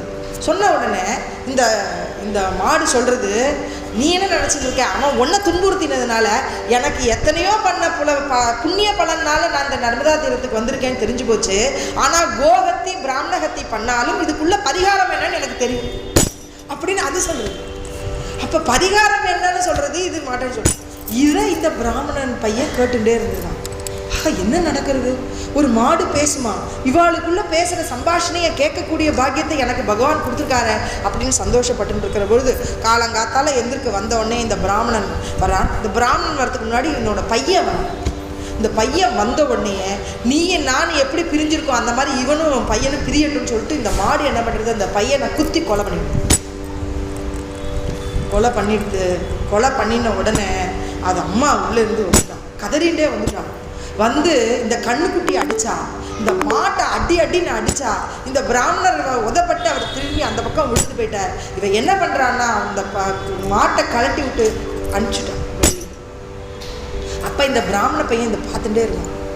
அந்த மாடு சொல்லித்து, கோஹத்தி பண்ணாலும் பிராமணஹத்தி பண்ணாலும் இதுக்குள்ள பரிகாரம் என்னன்னு எனக்கு தெரியும் அப்படின்னு அதை சொல்லிட்டேன். அப்போ இது எங்கே போகிறது பரிகாரத்துக்கு நம்ம பார்க்கணுமே, இது நல்லா வேகமாக போயின்னு இருக்கேன்னு சொல்லிட்டு இவர் என்ன பண்ணால் இந்த பையனும் பின்னாடியே போனால் அந்த மாடு போச்சு, அந்த கண்ணுக்குட்டியும் போச்சு, நேராக போய் அந்த நர்மதா நதியில் ஸ்நானம் பண்ணிது, அதுக்கிட்ட உட்காந்து குளிச்சுட்டு என்ன பண்ணிது, அங்கே நந்திகேஸ்வரர் கோவில் இருந்தது, அந்த நந்திகேஸ்வரர் கோவிலுக்குள்ளே அந்த மாடு போச்சு.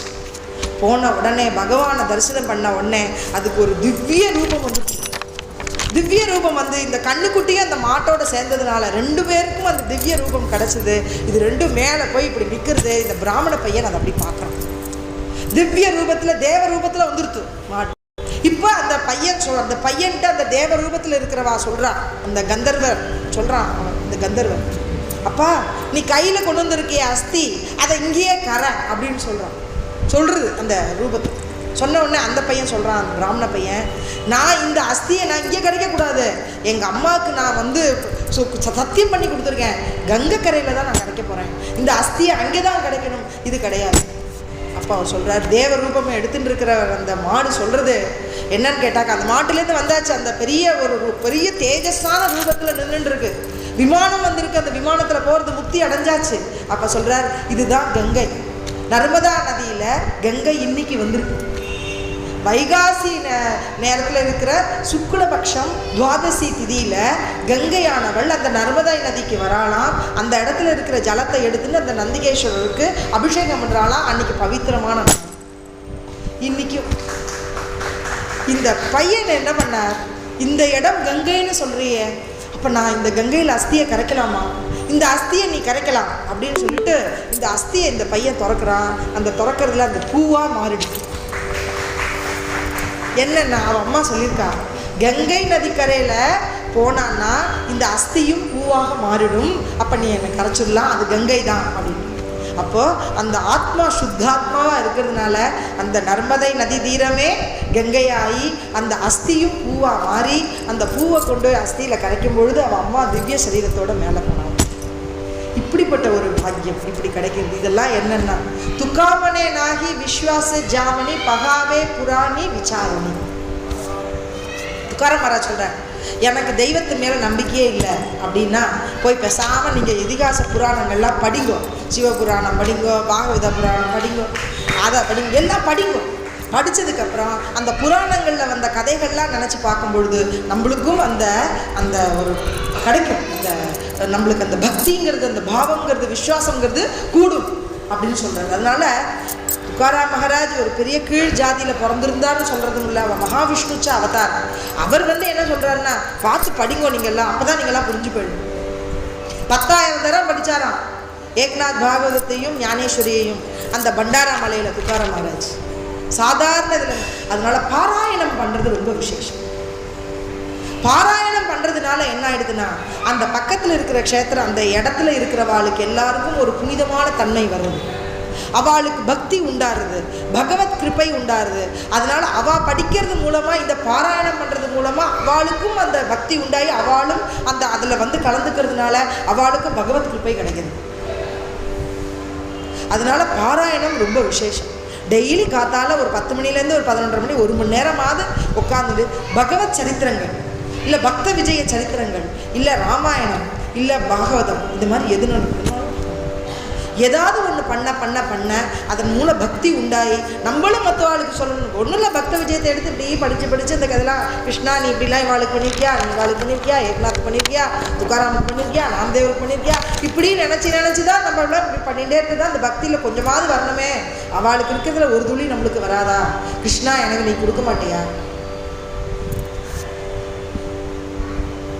विठ्ठल गीती गावा, विठ्ठल चित्ती द्यावा, विठ्ठल उभा पहावा विटेवरी, विठ्ठल गीती गावा, विठ्ठल चित्ती द्यावा, विठ्ठल गीती घ्यावा, विठ्ठल चित्ती द्यावा. चित्तத்தில் தியானம் பண்ணுங்க. ஸ்ரேயோகி ஞானம் அபியாசாத் ஞானாத் தியானம் விசிஷ்யதே. எனக்கு நான் ஞானத்தை பெறணும்னு ஞானத்தை நான் அபியாசம் பண்ணுறேன்னு கரெக்டு. ஆனால் ஞானத்தை நான் என்னால் போய் பண்ண முடியாது. ஆனால் தியானம் பண்ணலாம். என்ன உருவ வழிபாடு தான் ஸ்ரேயஸ். சைத்தன்ய மகாபிரபு அவரோட சிஷ்யர்கள்லாம் ஒவ்வொருத்தரும் ஒரு கிருஷ்ணனை வச்சு பூஜை பண்ணிட்டு இருந்தாலாம்.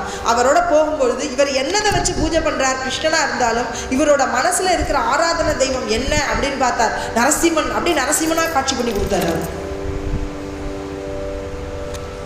சைத்தன்ய மகாபிரபு அங்கேருந்து விஷ்ணுவோட பாதத்தை போய் கயைக்கு போனார்.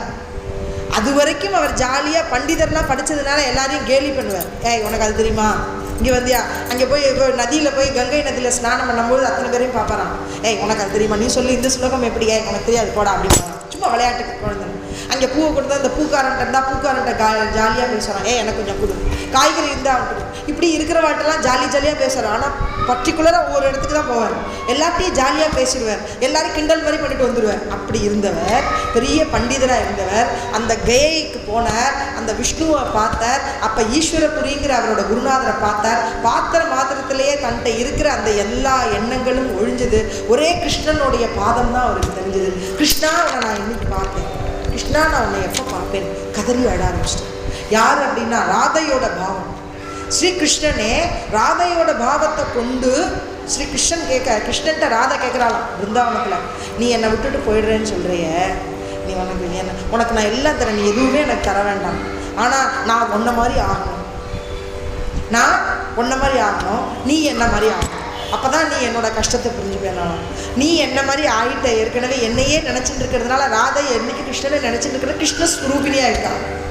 கிருஷ்ணனுக்கு ராதையை நினச்சிட்டு இருக்கணும் இல்லையா, அதுக்காக தான் இந்த பிறவியம் சைத்தன்ய மகாபிரபுவோட பிறவி. சைத்தன்ய மகாபிரபுவா தான் பிறந்து தான் ராதா பாவத்தை கொண்டு வந்தார். அந்த விரக வேதனையை அனுபவிச்சார் கிருஷ்ணன். ஏன்னா கிருஷ்ணன் இல்லாமல் ராதை எப்படி விரகத்தில் இருந்தாலோ அந்த இதை அனுபவிச்சாலாம். அவர் ரகோத்தம தாஸ் அவருடைய சிஷ்யன் வந்தாராம், பெரிய பணக்காரர். ஏன் இதெல்லாம் சொல்கிறேன்னா, இதெல்லாம் தேவை, நம்ம மனசுக்கு தேவை. இதெல்லாம் சொன்னால் தான் பக்தியில் நம்ம கொஞ்சமாவது வர முடியும். அவர் பெரிய நல்ல பண்டிதர், நல்லா படித்தவர், நல்ல எல்லாம் அவர்கிட்ட எல்லா செல்வங்களும் அவர்கிட்ட நிறைஞ்சி இருந்தது. அப்படி நிறைஞ்சி இருந்தவர் என்ன பண்ணார், கல்யாணம் பண்ணியிருந்தார். சைத்தன்ய மகாபிரபுவை பார்த்த உடனே அவர் மேலே ஒரு ஈடுபாடு வந்துட்டு அவர் வீட்டை விட்டுட்டு ஓடி கிளம்பி வந்துட்டார். வந்தார், 1 வாரம் ஆச்சு, 1.5 வாரம் ஆச்சு. இங்கே பிரபுவை வந்து பார்க்கும்போது ட்ரெஸ் எல்லாம் அழிப்பு குளிருது. அப்படி இருக்கும்போது அங்கே ஒருத்தர் என்ன பண்ணார், அப்பா நீ இவ்வளோ வேகமாக போகிற, உன்னை பார்த்தா பரம வைஷ்ணவனாக தெரியுது. ஏன்னா சந்தனம்லாம் எட்டின்னு இருக்கான், துளசி மாலையெல்லாம் போட்டுருக்கு, இப்படி ஒரு நாமத்தை ஹரே ராமா சொல்லிட்டு போகிற, உன்னை பார்க்குற கஷ்டமாக இருக்குது, குளூரில் இருக்கேன்னு ஒரு புது போர்வையை உன்னை போற்றி விட்டாங்க. இவர் போய் நேராக போயிட்டார். சைத்தன்ய மகாபிரபுவை பார்த்து பூரி ஜெகநாத் நீலாச்சலத்தில் அவர் காலடியில் விழுந்தார். எல்லாம் விழுந்தோடனே அணைச்சிக்கிறதுக்கு போனார் சைத்தன்ய மகாபிரபு. அப்போ அணைச்சிருக்க போக அப்படியே கொஞ்சம் பின்வாங்கிட்டாங்க. என்ன இது, என்னது இன்னும் புதுசாக இருக்கே, என்ன போட்டுருக்கேன், கம்பளி ஒன்று கொடுத்தா போட்டுருக்கேன். இப்படி பார்த்தாராம். இவர் என்ன நினைக்கிறாருங்கிறத அவர் புரிஞ்சுனாராம். நேராக போய் அங்கே ஒருத்தர் பிச்சைக்காரர் ஒருத்தர் தான், அவர்கிட்ட கிழிச்ச போகிறது தான், இதை போட்டுட்டு அதை எடுத்து வாங்கி போட்டு வந்தார். என்னன்னா எளிமை, மனசில் எளிமை வரணுமா. எளிமை வந்தால் தானே எல்லாமே ஒரு கீழ்மை இருக்கக்கூடிய பாவம் வரணுமா. இவர் சொன்னார், Yogi Ram Sarathkumar, I am beggar, beg பண்ணுறேன் உங்கள்கிட்ட. என்னென்னா நாமம் துக்காமனே தான ஹேச்சிவாவா அமே தானம், என்னென்னா நாமே எனக்கு தானமாக கொடு அப்படின்னு கேட்டேன். துக்காமனே தான நாம கேத்தல்யா வாஞ்சன, நாமத்தை சொல்கிறதுங்கிற தானத்தை எனக்கு நீங்கள் கொடுங்க எல்லாரும் அப்படின்னு கேட்டான் துக்காராம் மகாராஜ். இது மாதிரி தானே சைத்தன்ய மகாபிரபு போகிற இடத்துல எல்லாம் படிக்க சொன்னார். யோகி ராம் சரத்குமார், ஸ்ரீராம ஜெய ராம ஜெய ஜெய ராம, ஸ்ரீராம ஜெய ராம ஜெய ஜெய. பெரிய ப்ரொஃபஸராக இருந்தார். அவருக்கு எப்படின்னா, ஒரு கிணத்துல தண்ணி இறைச்சிட்டு இருக்கிற பொழுது ஒரு பறவையானதில் பட்டு இறந்து போயிடுது. அதுதான் அவருக்கு முக்தியை கொடுக்கக்கூடிய ஒரு நேரம். எப்படி இறந்துருத்தே, இதுலேருந்து நான் அந்த பிராயச்சித்தம் என்ன பண்ணுவேன்னா தேடி வந்தார். தன்னுடைய படிப்பு, தன்னுடைய செல்வம், தன்னுடைய செல்வாக்கு, தன்னுடைய உத்தியோகம் எல்லாத்தையும் விட்டார். வந்தார், திருவண்ணாமலையில் வந்து சேர்ந்தார். பப்பா ராம்தாசர் கிட்ட ஒரு நாமத்தை வாங்கினார். நாமத்தை வாங்கின உடனே அங்கே வாசல்லையே 3 நாட்கள் அன்ன ஆகாரம் இல்லாமல் ஸ்ரீராம் ஜெயராம் ஜெய் ஜெயராம் சொன்னார். சொன்ன உடனே அவருக்கு அந்த இடத்துல பகவான் ராமச்சந்திரமூர்த்தி பிரத்யட்சமாக காட்சி கொடுத்தார். இப்போ நடந்தவர், இப்போ இருக்கிற பார்த்தார், நாங்களாம் கண்ணால் பார்த்துருக்கோம் அவரை. அப்படி ஒரு தெய்வம், அப்படி ஒரு மகான். இப்போ மகான்கள் இருக்கிற இடத்துக்குள்ள தான் நம்ம போகணும். இதுதான் சொல்கிறார், யோக யுக்தியில் இருக்கணும். நல்ல யுக்தி, நல்ல பிரவருத்தியில் இருக்கிறது தான் நல்லது அப்படிங்கிறத சொல்கிறார். ஏக்நாத் மகாராஜோட சமாதி அந்த இடத்துல இன்றைக்கும் கல்யாணமானவர்கள்லாம் வராலாம். ஏக்நாத் மகாராஜோட சமாதி பைட்டன் க்ஷேத்திரத்தில் இருக்குது. அந்த பைட்டன் க்ஷேத்திரத்தில் ஏக்நாத் மகாராஜை சமாதி பண்ண போகிறார். அவரோட விசேஷம் என்ன தெரியுமோ? ஏக்நாத் மகாராஜோட விசேஷம் என்னன்னா குருபக்தி, தயாளுதா, தயாளு, எல்லாத்தையும் தயைங்கிற பாவம், பக்த வத்சலதா, பகவான் மேல பிரீத்தி அவருக்கு உண்டு. அடுத்தது என்னன்னா பெரிய குருபக்தி, குருபக்தியில சிறந்தவர். அடுத்த விசேஷம் என்னன்னா நல்ல கிரகஸ்தாசிரமத்தை நல்லா பண்ண, தன்னை குழந்தை குட்டிகளோட இருந்தார். குருபக்தியில வந்தார். குருபக்தி மூலமா தன் குழந்தைகளுக்கு எல்லாரும் நல்லா பண்ணினார். அந்த குருவோட அனுகிரகம் தத்தாத்திரேயர் அவருடைய வாசல் இருந்தார். பெரிய கோகுலாஷ்டமி வந்துதான். இந்த கோகுலாஷ்டமியை பிரமாதமா கொண்டாடினாராம் ஏக்நாத் மகாராஜ். யாருன்னா ஸ்ரீநாத ஜெயநாத ஜெய ஜெயநாத, ஸ்ரீநாத ஜெயநாத ஜெய ஏகநாத, சுவாமி ஏகநாத. ஸ்ரீநாத், ஸ்ரீநாத்னா யார்? சாட்சாத் ஸ்ரீ கிருஷ்ண பரமாத்மா தான். அந்த கிருஷ்ண பரமாத்மாவை அப்படி அருமையாக கொண்டாடினாராம். பாகவதம் சொன்னாரா, சாயந்தரம் காத்தால எழுந்திருந்து ஹரிகீர்த்தன் பண்ணாரா, காத்தால தன்னுடைய நித்திய அனுஷ்டானங்களில் பூஜைகள்லாம். இன்றைக்கும் வாக்கில் போய் நாங்கள் பார்க்கக்கூடிய பாக்கியம் கிடைச்சது. ரங்கப்பெருமான் வச்சுருந்தார், ராமச்சந்திரமூர்த்தி, அவளுடைய ஹனுமத் சமேத சீதா, ராமலக்ஷ்மண சத்ருக்ன அந்த மூர்த்திகள் ஃபுல்லாக. அதுக்கப்புறம் கிருஷ்ணனுடைய ராதாகிருஷ்ண சுரூபம், அடுத்தது ருக்மிணியோட இருக்கக்கூடிய பாவம், அடுத்தது அவர்கிட்ட ஒரு பாண்டுரங்கன் இருக்கார், விஜயி பாண்டுரங்கன். அந்த பாண்டுரங்கன், விஜயி பாண்டுரங்கன் அவர்கிட்ட டெய்லி ஸ்ரீகண்ட்டுன்னு கொடுப்பாராம் பார்த்தாங்க ஏக்நாத் மகாராஜ். அந்த வெண்ணெயில் கொஞ்சம் அந்த சர்க்கரை சேர்த்து அதை காத்தால் கலந்து அதை ஆர்த்தி எடுத்து கிருஷ்ணனுக்கு கொடுப்பாரா. அந்த கிருஷ்ணன் இன்றைக்கும் அதை வாங்கி வாங்கி சாப்பிட்ருக்காராம். அது இன்றைக்கும் அதோடைய பிசு பிசுன்னு அந்த இடத்துல இருந்துகிட்டே இருக்கான், அதை போகவே இல்லை. அந்த ஸ்ரீகண்டுங்கிற அந்த வெண்ணையை நவநீதத்தை டெய்லி கொடுத்து அந்த கிருஷ்ணன் சாப்பிட்டாராம். இப்படி கிரகஸ்தாசிரமத்திலையும் நன்னா இருந்தார், பக்தியிலையும் நன்னா இருந்தார். அந்த கிருஷ்ணன் ஒரு வியாபாரி வீட்டில் இருந்தார். அந்த வியாபாரி கனவுல இந்த கிருஷ்ணன் சொல்றார், என்னை கொண்டு போய் ஏக்நாத் வீட்டில் போய் விட்டுடு, ஏக்நாத் வீட்டில் போய் விட்டுடுன்னு சொல்றானே. நான் அப்போ இவர் நினைச்சாரு, என்ன நம்ம ஏதாவது தப்பு பண்ணிட்டோமா, ஏன் நம்ம ஒன்றும் செய்யலையா நினச்சி ஏக்நாத் மகாராஜ் வீட்டுக்கு போயிட்டார். அந்த வியாபாரி போனவுடனே இந்த மாதிரி எனக்கு கனவுல சொல்றாரு. அப்படியா, இப்போ இந்த காலத்தில் ஏதாவது கனவு வந்ததுன்னு வச்சுக்கோங்க, இதெல்லாம் பிரம்மைன்னு சொல்லிடுவாங்க. அந்த காலத்தில் கனவுக்கும் ஒரு மரியாதை கொடுத்தார் ஏக்நாத் மகாராஜ். என்னன்னு கேட்டாக்க, அவருக்கு ஒரு கனவு வந்தது. அது என்ன கனவுன்னா, சாக்ஷாத் ஞானேஸ்வர மாவுளி அவர் கனவுல சொல்லி, என்னுடைய கண்டத்தில் இந்த அஜான விருட்சத்தினுடைய வேர் இருந்துருக்கு, இதை நீ எடுத்து விடு அப்படின்னு சொன்னார். இவர் போனார், அந்த அஜான விருட்சத்தில் உள்ள வேரை பார்க்கணுங்கிறதுக்காக அந்த இடத்துக்கு போயிட்டார். போனால் ஞானேஸ்வர மாவுளியோட சமாதி எங்கே இருக்குது அப்படின்னு புதராக வண்டி கிடக்கு. புதரும் அதுவுமா இருந்துட்டு இருக்கே, எங்கே போய் நம்ம கண்டுபிடிக்கிறது ஞானேஸ்வர மாவுளியோட சமாதியை அப்படின்னு நினச்சி வருத்தப்படுறார். ஞானதேவ ஞானதேவ ஞானதேவ ஞானதேவ ஞானதேவ ஞானதேவ ஞானதேவ ஞானதேவ நாமம் சொல்கிறோம். நாமத்துக்குள்ள வைபவம் தான் என்ன, 3 நாட்கள் நாமம் சொல்லியிருக்கு. சொன்ன உடனே பகவான் ஞானேஸ்வர் அவரோட காதில் சொன்னாராம், அங்கே ஒரு நந்தி இருக்குது, அங்கே போய் பாரு. அங்கேயும் என்னன்னா சிவக்ஷேத்திரம் தான். இங்கே இருக்கிற வைஷ்ணவ சம்பிரதாயம், நம்மளோட சம்பிரதாயத்தில் சிவன் வேற விஷ்ணு வேறன்னு பார்க்குறோம். ஆனால் சிவனை பற்றி கும்பிடுறது சைவம்ங்கிறது என்னென்னா சிரேஷ்ட குருபக்தி. சிவம் எப்படிப்பட்டவராக இருக்காருன்னா, எல்லாத்தையும் விட்டுட்டு ஒரு பாம்பை போட்டுருக்கார், ஒரு தும்பப்பூவை போட்டுக்கிறார், ஒரு கொங்கை பூவை அணிஞ்சுக்கிறார், ஒரு புளித்தோலை போட்டுருக்கார், எல்லாத்தையும் விட்டார், பிக்ஷையை வச்சுருக்கார். அவர்கிட்ட என்ன இருக்குது, விவேகம் வைராக்கியம் எல்லாம் அவருக்கு செல்வமாக அவர்கிட்ட இருக்குது. அவருக்கு ஞானம்ங்கிறது ஞானவானாக இருக்கார். அப்படிப்பட்ட ஆத்மஸ்வரூப ஞானத்தையும் கொடுக்குற குருவாக இருந்துருக்கார் இல்லையா. அதனால இது சைவ பெருமார்கள்லாம் நாயன்மார்கள்லாம் அவரை பாடுறது என்னென்னா குரு பக்தி. அது தெரியல, இவாள் குருபக்தி பண்ணிட்டு இருக்காங்க. வைஷ்ணவர்கள் என்னன்னா பெரிய பெருமாளர், அவர் என்னன்னா சகுன பக்தி பண்ணிட்டு இருக்காங்க.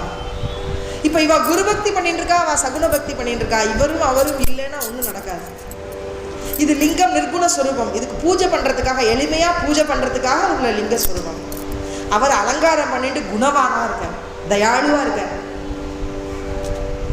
विठू कैवल्याचा गाभा, विठू कैवल्याचा गाभा, भाविकासाठी उभा, भाविकासाठी भाविकासाठी उभा,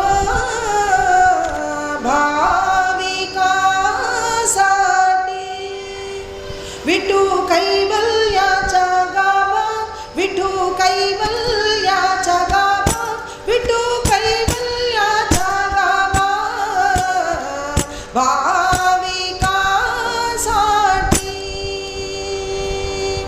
युगे झाली 28 मागे पुंडलिका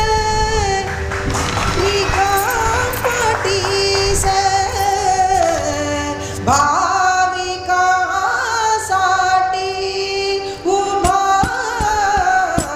भाविकासाठी युगे झाली 28. 28 யுகங்களா கிருஷ்ணன் இங்க நிற்கிறான். என்னன்னா காப்பாற்றுறதுக்காக எல்லாருக்கும் முன்னாடி பின்னாடி டான்ஸ் ஆடுறான் கிருஷ்ணன். எத்தனை பேருக்கு அவன் செய்யறான். புண்டலீகனுக்கு அனுகிரகம் பண்ணார். புண்டலீகனுக்கு என்ன அனுகிரகம்னா, ದರ್ಶನ ಹೋಳೆ ಮಾತ್ರ ದಯ ಹೋಯ ಮುಕ್ತಿ, ದರ್ಶನ ಹೇಳ ಮಾತ್ರ ದಯ ಹೋಯ முக்தி அப்படின்னு பார்த்த மாத்திரத்திலே நான் முக்தி கொடுக்குறேன். புண்டலீகனுக்கு வரம் கொடுத்துருக்கேன். மகாயோக பீட்டே தட்டே பீமரத்யா வரம் புண்டரீகாய தாத்து முனிந்திரஹி சமாகத்திய திஷ்டந்தம் ஆனந்த கந்தம் பரபிரம்மலிங்கம் விஜயபான். அப்படி ஒரு லிங்கத்தை தலையில தரிச்சுட்டு இருக்கிற ஒரு சுவாமியை நம்மளால பார்க்க முடியுமா எங்கேயாவது? விஷ்ணு ஓட க்ஷேத்திரத்தில் அவள் வந்து அர்ச்சனை தான் பண்ணுவா, அவள் பூ சாத்துவா, எல்லாம் பண்ணுவா, அலங்காரம் பண்ணுவா. ஆனால் அங்கே அபிஷேகம் பண்ணி நீங்கள் பார்த்துருக்கவே மாட்டேன் எங்கேயும். ஆனால் இந்த இடத்துல நான் காலங்காத்தால் 7 மணி பாண்டவனுக்கு அபிஷேகம் நடக்கிறது 4 மணிக்கு. அப்படி ஒரு காக்கடார்த்தி பார்க்குறான். அப்படி ஒரு விசேஷமாக வைபவமாக சாதுக்கள் வந்து அங்கே கொண்டாடுறாங்க. அப்படி பகவத் பக்தி பண்ணுறதுக்கு ஒரு சிரேஷ்ட இடம் என்னன்னா, நாமம் சொல்கிறதுக்கு ஒரு சிரேஷ்ட இடம் என்னன்னா பண்டரி க்ஷேத்திரம் தான். நாத பிரம்மம்னு சொல்கிறார். நாத பிரம்மம் அங்கே வந்து விட்டல விட்டல விட்டல விட்டல நாமம், விட்டல விட்டல விட்டல விட்டல விட்டல விட்டல விட்டல விட்டல விட்டல விட்டல அநாதாஞ்ச பந்து விட்டல கிருபா சிந்து. அநாதாஞ்ச பந்து விட்டல கிருபா சிந்து அப்படின்னு பாடுறார் துக்காராம் மகாராஜ். அப்படி அநாதைகளுக்கெல்லாம் நாதனா இருக்கக்கூடிய நம்ம அநாத்து சனாத்து அப்படின்னு 2 ஆயிடுது. அநாத்து யாரு? யோகி இல்லாமல் யோகி கர்ம யோகத்தை எடுத்துட்டு இருக்காம இப்படி வெளி உலகத்திலே ஈடுபட்டு பெரிய பணக்காரனாக இருந்தால் கூட, எல்லா செல்வங்களும் நினைஞ்சிருந்தா கூட அவன் யாருன்னா அவன் பரம ஏழை தான், அவன் அநாதை, அநாத் அப்படின்னு. யார் சனாத் அப்படின்னா யார் பகவத் பக்தி பண்ணிட்டு இருக்காளோ, பகவானை கை கொண்டு பகவன் நாமத்தை சொல்லிட்டு இருக்காளோ, பகவானை ஹிருதயத்தில் வச்சு பூஜிச்சுட்டு இருக்காளோ அவ சனாத். அப்போ அநாத்தாவா இருக்கக்கூடியவளை சனாத்தனா ஆகக்கூடியவள்.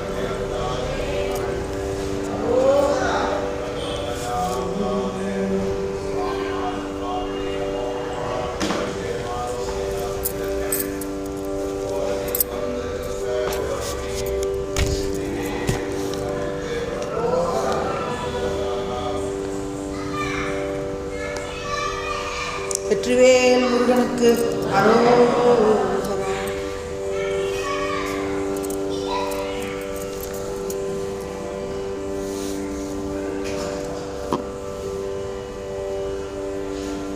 இப்போ என்ன சொல்கிறார் ஞானேஸ்வரியில், ஜயாச்சியா ஆஸ்தேச்சா சத்பாவா ஆந்த தர்மகரி ராணிவா ஜயாச்சே மனு கோலாவா விவேகாஸ் அப்படிங்கிறார் ஞானேஸ்வரி மாவன். யாருடைய மனசு எப்படி இருக்குன்னா, ஜயாச்சியா ஆஸ்தேச்சா சத்பாவம், யாருக்கு விஸ்வாசம் அப்படிங்கிற ஆஸ்தா அப்படிங்கிற நம்பிக்கை யாருக்கு நிறையா இருக்கோ, ஆந்த தர்மகரி ராணிவா ஹிருதயத்தில் தர்மத்தை தான் நிலைநாட்டிட்டு இருக்கா. தர்மத்தை எல்லாருக்கும் சொல்லணுங்கிறது தான் அவளுடைய சாதுக்களுடைய தன்மை. என்னன்னா தர்மத்தை சொல்லணும், தர்மத்தை எல்லாருக்கும் பரப்பணும் அப்படிங்கிறது தான். அதான் ஆந்த தர்மகரி ராணிவா. அப்போ நாம சங்கீர்த்தனம் பண்ணுறவாள்லாம் என்னென்னா ராஜபாட்டையாக போயிட்டு இருக்கான்னு அர்த்தம். யாருக்காகவும் பயப்படணுங்கிற அவசியம் இல்லை. ராஜபாட்டையாக போயிட்டு இருந்தாராம் ஏக்நாத் மகாராஜ். அவர் ஏக்நாத் மகாராஜோட சரித்திரத்தை நம்ம பார்க்குறோம். ஆந்த தர்மகரி ராணிவா, தர்மத்தை நிலைநாட்டிட்டு இருந்தார். எப்படிப்பட்ட தர்மத்தை நிலைநாட்டினார்னா, ஒரு பெண்மணி வரா, அவள் வந்து 4வது வர்ண ஜாதி, இவர் ஒரு சிரேஷ்ட பிராமணர், சாலி தேசஸ்திர பிராமணர், ரிக்வேதி ஆஸ்லாயன சூத்ரி விஸ்வாமித்திர கோத்திரத்தில் இருக்கக்கூடியவர், பெரிய பிராமணர், நாமம்லாம் சொல்லிட்டு இருக்கார். அப்படி இருந்துட்டும் ஒரு பெண்மணி வரா, இவரோட பக்தியில் பார்த்தா இவன் ஒரு வேண்டுதல் கொண்டிட்டான். 1000 பேருக்கு அன்னதானம் பண்ணுறேன்னு வேண்டிட்டான். 1000 பேருக்கு அன்னதானம் பண்ணுறதுல நான் எந்த பிராமணர் 1000 பேருக்கு போய் அன்னத்தை தேடுறது? எத்தனை பிராமணர்களை நான் கேட்குறேன், எத்தனை வேத விற்பனர்கள் இருப்பாங்க. பிரதிஷ்டான க்ஷேத்திரமே அவ்வளோ மிக உயர்ந்த க்ஷேத்திரம், அவ்வளோ சன்ஸ்கிருத் பண்டிதர்கள்லாம் அங்கே இருக்கலாம். அத்தனை பேர் இருந்தால் கூட 1000 பேரை என்னால் போய் பிடிக்க முடியாது. அவன் என்ன பண்ணா, நேர ஏக்நாத் மகாராஜுக்கு வந்தார், நமஸ்காரம் பண்ணான். ஐயா, நான் ஒரு 1000 பேருக்கு பிராமணர்களுக்கு சாதம் போடணும்னு வேண்டின்ட்டேன் ஐயா, நான் என்ன பண்ணுறதுன்னு தெரியல, எனக்கு நீங்கள் அனுகிரகம் பண்ணுங்கள், நீங்களாவது எங்கள் வீட்டுக்கு வந்து சாப்பிடுங்க. அதுக்குள்ளே அவரோட மகன் ஹரி பண்டிதர்னு பேர். அவர் என்ன பண்ணார், சிறந்த சம்ஸ்கிருத புலவர். அவர் என்ன பண்ணார்னா, பிராமணர்கள் இருக்கிற நியமமாகவும் நிஷ்டையாகவும் அந்த ஆச்சார அனுஷ்டானத்துலேயும் மிக உயர்ந்தவராக இருந்தார். ஆச்சாரத்தை கடைப்பிடிச்சுட்டு இருந்தார். பா, நீங்கள் வந்து நான் சம்ஸ்கிருதத்தில் எடுங்கோன்னு சொன்னால் நீங்கள் மராட்டியில் எழுதுறேன், நீங்கள் வந்து இப்போ இந்த பெண்மணி கூப்பிட்றா சாப்பிட போகிறேங்கிறேன், நீங்கள் போகிறேன், அவாத்தில் போய் நீங்கள் சாப்பிடலாமா? நீங்கள் ஆச்சார அனுஷ்டானம் பண்ணுறேன், 3 வேளை சந்தி பண்ணிட்டு இருக்கேன், இன்னொருத்தரோட சாப்பிட்ட சாப்பாடு நீங்கள் சாப்பிடக்கூடாது, நம்ம வீட்டில் என்ன சமைக்கிறோமோ அதுதான் நீங்கள் சாப்பிடணும், நீங்கள் எதுக்கு போகணும், இப்போ எதுக்காக போகிறேன், அந்த பெண்மணிக்கு நீங்கள் என்ன அனுகிரகம் பண்ணிக்க போகிறேன், நீங்கள் எதுக்கு செய்யணும் அப்படின்னு கேட்குறேன். ஏக்நாத் மகாராஜ் அந்த பெண்மணியை பார்க்குறாரு. அவளோட முகத்தில் அப்படி இறக்கமான ஒரு எண்ணம் என்னென்னா, சாதம் போட முடியலையே ஐயா, நீங்களாவது வாங்க, உங்கள் பக்திக்கு நான் சாதம் போடுறேன், உங்களுக்கு நான் செய்கிறேன் அப்படிங்கிற அந்த பெண்மணி அவளுடைய ஆசையை தீர்த்து வைக்கணும்னு இவர் மனசில் தயாளு. அப்போ நினைக்கிறார் என்ன பண்ணலாம். ஹரியை கூப்பிடுறார், நான் ஒன்று பண்ணுறேன், நான் சாப்பிட்றேன் அந்த அம்மா வீட்டில், ஆனால் நீ வந்து சமைச்சிடு அப்படின்னு சொல்கிறார். சரின்ட்டா அந்த பையன். சரிப்பா நான் ஒன்று பண்ணுறேன், நானே சமைச்சிடுறேன். சரி நான் சமைச்சிடுறேன், நீ சமைச்சிடுற. அந்த அம்மா சொல்கிறா, நான் எல்லா பொருள்களும் வாங்கின்னு வந்து கொடுத்துட்றேன் ஐயா, நீங்கள் சொல்கிறபடி எங்கள் வீட்டுக்கு வந்துடுங்க, சமைக்கட்டும், நீங்கள் சாப்பிடுங்க அப்படின்னு சொல்லுறாங்க. அவர் வந்து ஏக்நாத் மகாராஜ் அவர் இல்லத்துக்கு போயிட்டார். உட்காந்து பாடுறார், கிருஷ்ண கிருஷ்ண ஹரி கிருஷ்ண கிருஷ்ண ஹரி கிருஷ்ண கிருஷ்ண ஹரி கிருஷ்ண கிருஷ்ண ஹரி கிருஷ்ண கிருஷ்ண ஹரி கிருஷ்ண கிருஷ்ண ராதே கிருஷ்ண கோபால கிருஷ்ண ராதே கிருஷ்ண கோபால கிருஷ்ண ராதே கிருஷ்ண கோபால கிருஷ்ண. 2 நாமம் தான் சொல்கிறார், ராதே கிருஷ்ண கோபால கிருஷ்ண ராதே கிருஷ்ண கோபால கிருஷ்ண. அப்படி சொல்லிகிட்டே வரார். வீட்டுக்கு போயிட்டார். அந்த அம்மா எல்லா பொருளும் எடுத்து கொடுத்தது. இந்த ஹரி பண்டிதர் என்ன பண்ணார், எல்லாம் சமைச்சிட்டு அப்பாவுக்கு இலையை போட்டார், எல்லாம் தொடச்சி கிடச்சி தானே எல்லாத்தையும் பரிமாறினார். அந்த அம்மா அப்படி ஓரத்தில் நிற்க சொல்கிறார். அந்த அம்மா வேண்டின்ட்டு அப்படியே ஒரு மனசு இறங்கி, அந்த ஐயா வந்து நம்ம வீட்டுக்கு வந்ததே பெருசு, அவங்க சாப்பிட்றதே நம்ம பண்ண பாக்கியம், அவர் எப்படி இருந்தாலும் அவர் சாப்பிட்டு 1000 பேருக்கு நம்ம போட வேண்டியிருக்கோம், இவருக்காவது நம்ம செய்வோமே அப்படின்னு மனத்தில் அந்த இறங்கின குணத்தில் அந்த மனசு பாவத்தோட அந்த பக்தியோடு அவன் நிற்கிறான். இவர் என்ன பண்ணார், போடுன்னு சொல்லிட்டார். நல்லா சாப்பிட்டேன், அந்த அம்மாவுக்கு திருப்தியாக இருக்கணுமேன்னு தான் சாப்பிட்டேன். சாப்பிட்டு முடிச்சதுக்கப்புறம் பையனை கூப்பிட்டார், நான் எந்திருக்கிறேன், அப்பா நீங்கள் எந்திருங்க. அந்த அம்மா ஒன்றா இங்கேருந்து வந்து இந்த இலையை நான் எடுக்கிறேன் அப்படின்னு வந்தான். இலையை நீங்கள் எடுக்கிறீங்களா, நீங்கள் எடுக்கக்கூடாதுமா அப்படின்னு அந்த ஹரிபண்டிதர் வந்தார் அங்கேருந்து. ஆமாம்மா நீங்களாம் தொடக்கூடாது, நாங்கள் தான் இலையை எடுத்து போடுவோம், நானே அந்த இடத்த சுத்தம் பண்ணிடுறேன், உங்களோட ஆசையை தீர்த்து வச்சுட்டோம், நான் கிளம்புறேன். சரி ஏக்நாத் மகாராஜ் போனார், கையளமிண்டார், வந்தார். இந்த பையன் வந்தார், ஒரு இலையை எடுத்துட்டு பார்த்தா அந்த இலையை எடுத்த உடனே கீழே இன்னொரு இலை இருக்கு. ஒரு இலை எடுத்தா இன்னொரு இலை இருக்க அப்படின்னு இன்னொரு இலை எடுத்தார், இன்னொரு இலை இருக்கு. வந்தா இலையை எடுத்துட்டே இருக்க 1000 இலையை வந்து 1000 இலை ஒருத்தருக்கு பண்ணி போடுறேன்னு அந்த அம்மா வேண்டிண்டா 1000 பேருக்கு. அப்படின்னா இவர் எவ்வளோ பெரிய மகான், ஏக்நாத் மகாராஜ் எவ்வளோ பெரிய மகான், அவர்கிட்ட கிருஷ்ணனோட சாநித்தியம் எவ்வளோ தூரம் இருக்குது, அவர் நினச்சா அவர் எவ்வளோ பெரிய சித்திகளை கொண்டிருக்கார். அவரோட பையன் அன்னைக்கு தான் புரிஞ்சுட்டார். சாஷ்டாங்கமாக தன்னோட அப்பா காலில் விழுந்தார். அப்பா நான் தப்பு பண்ணிட்டேன், இனிமேல் நீங்கள் என்ன சொல்கிறீன்னு நான் கேட்டேன். அவர் பெரிய பண்டிதர், மராட்டி பாஷையில் நீங்கள் எழுதுறேன்னு பிள்ளைக்கு ரொம்ப வருத்தம். இவர் சொல்கிறார், ஜனார்தனர் சொல்லியிருக்கார் தத்தாத்திரேயருக்கு அனுகிரகம் பண்ணி வைக்கணும் அப்படின்னு.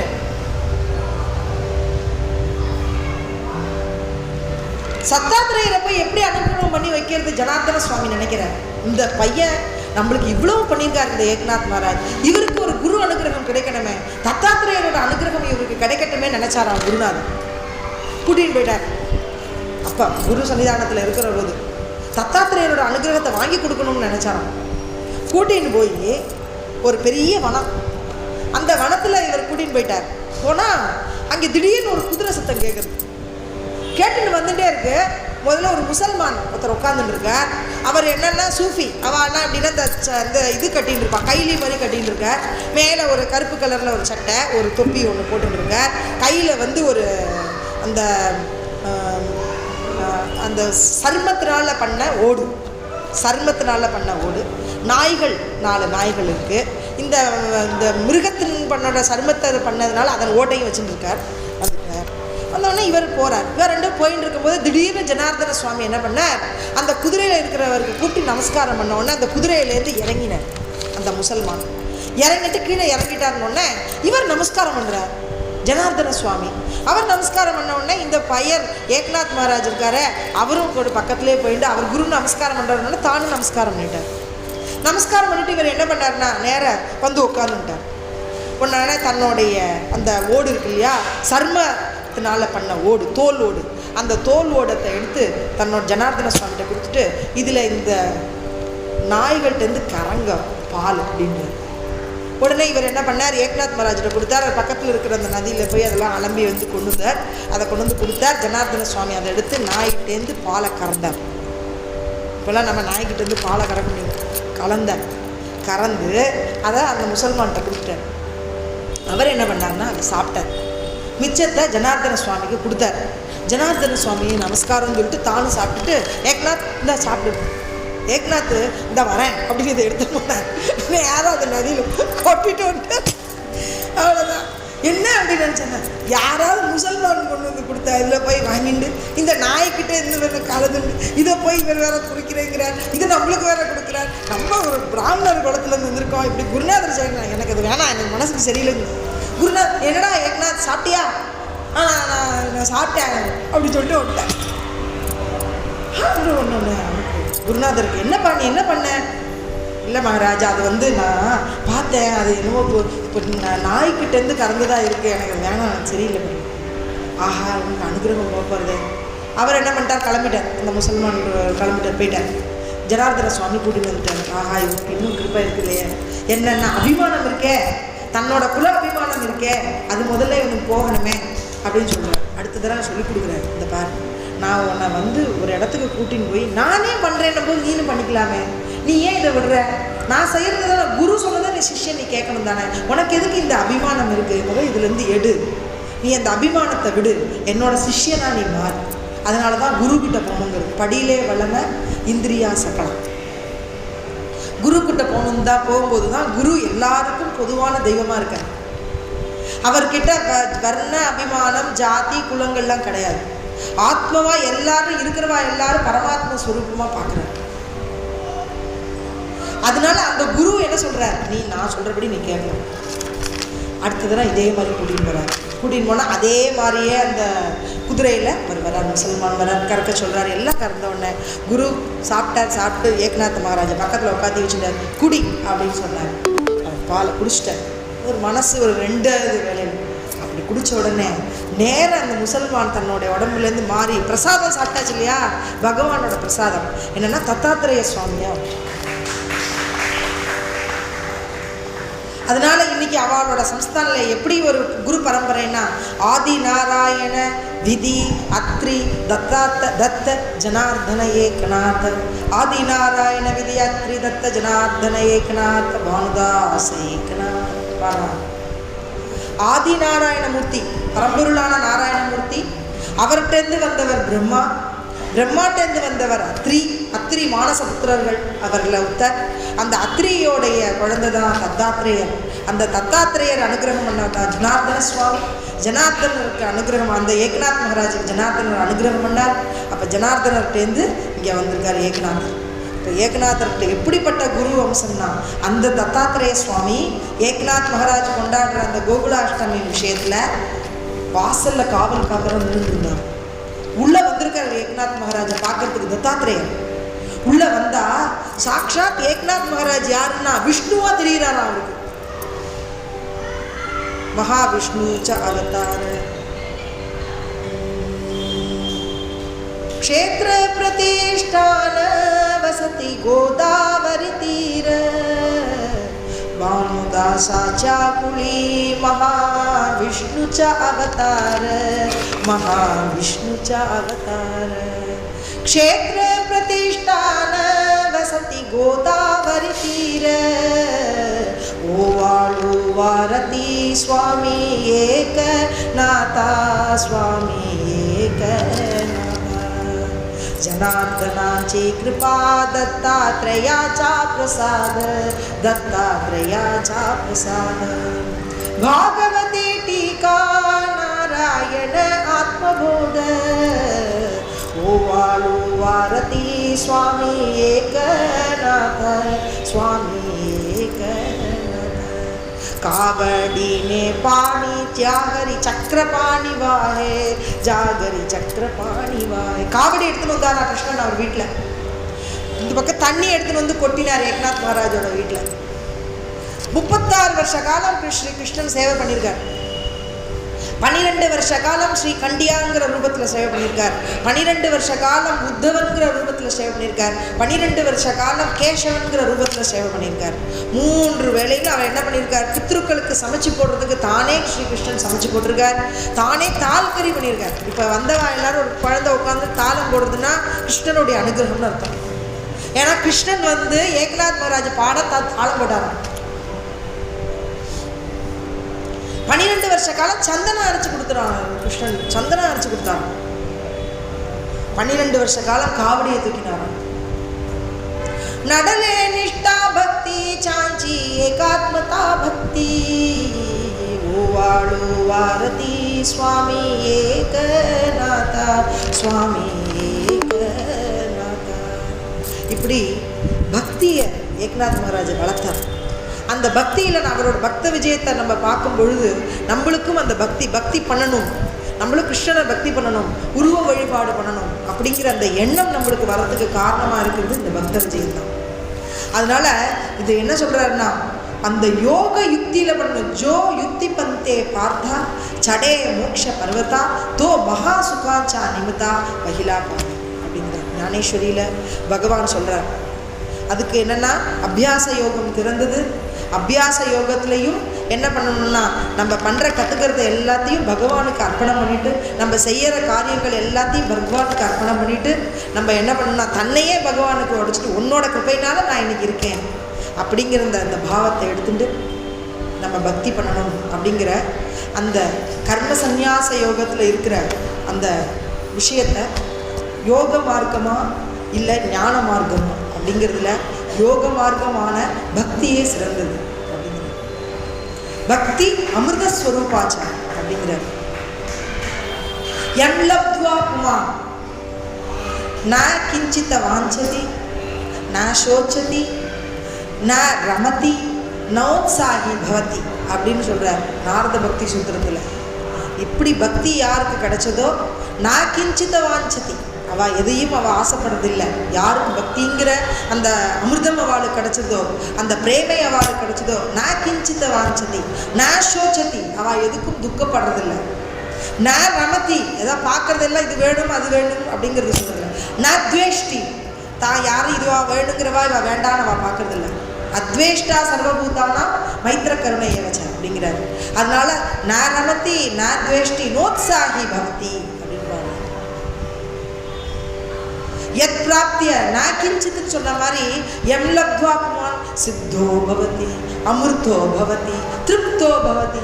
நாரத பக்தி சூத்திரமே சொல்றது அமிர்தோ பவதி. யார் இப்படி பிரேம பக்தி பண்ணிட்டு இருக்காளோ அவள் அமிர்தத்துக்கு சமானமானவர்கள், அமிர்தமாக ஆயிடுறார், தன்யர்களாக ஆயிடுறார். அடுத்தது அவளுக்கு பிறவிங்கிறது கிடையாது, மோட்சத்துக்கு போயிடுறாங்க.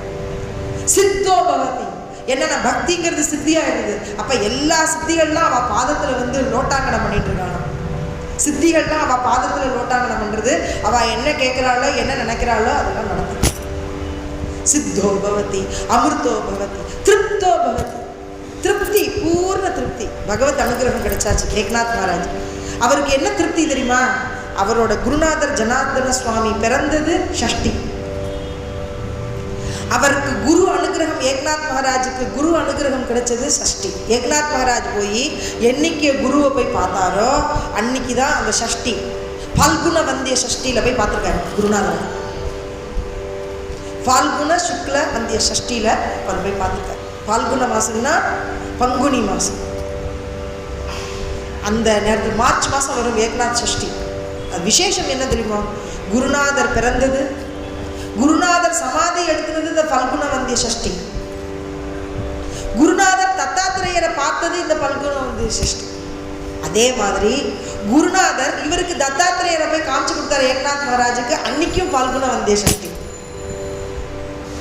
இவர் போய் குருநாதரை பார்த்து இவர் என்னைக்கு அனுகிரகம் பண்ணிட்டாரோ அதுவும் பல்குண வந்திய சஷ்டி.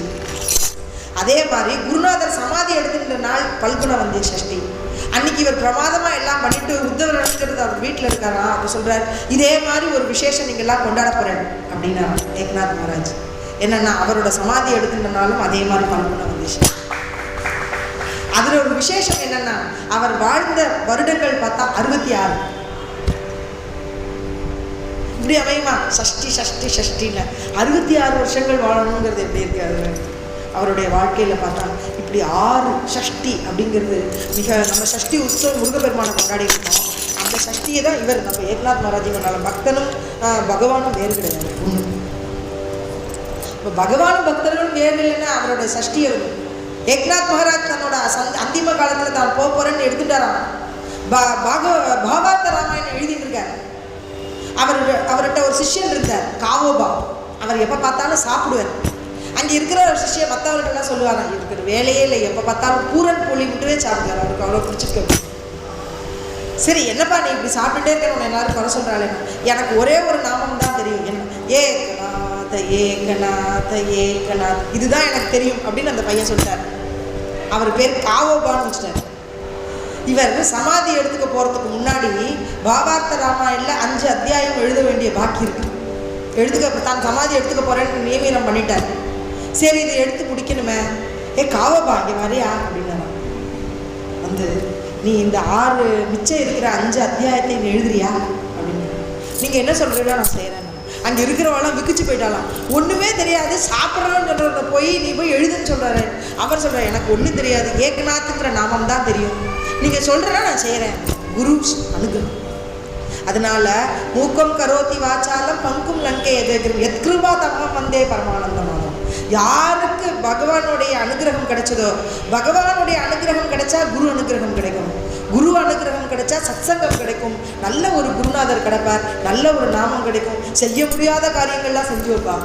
என்னன்னா குரு அனுகிரகமும் விஸ்வாசமும்ங்கிற 2 தன்மையும் ஒருத்தருக்கு நினைச்சி இருக்கும் பொழுது செய்ய முடியாத காரியத்தை எல்லாம் செய்வான்.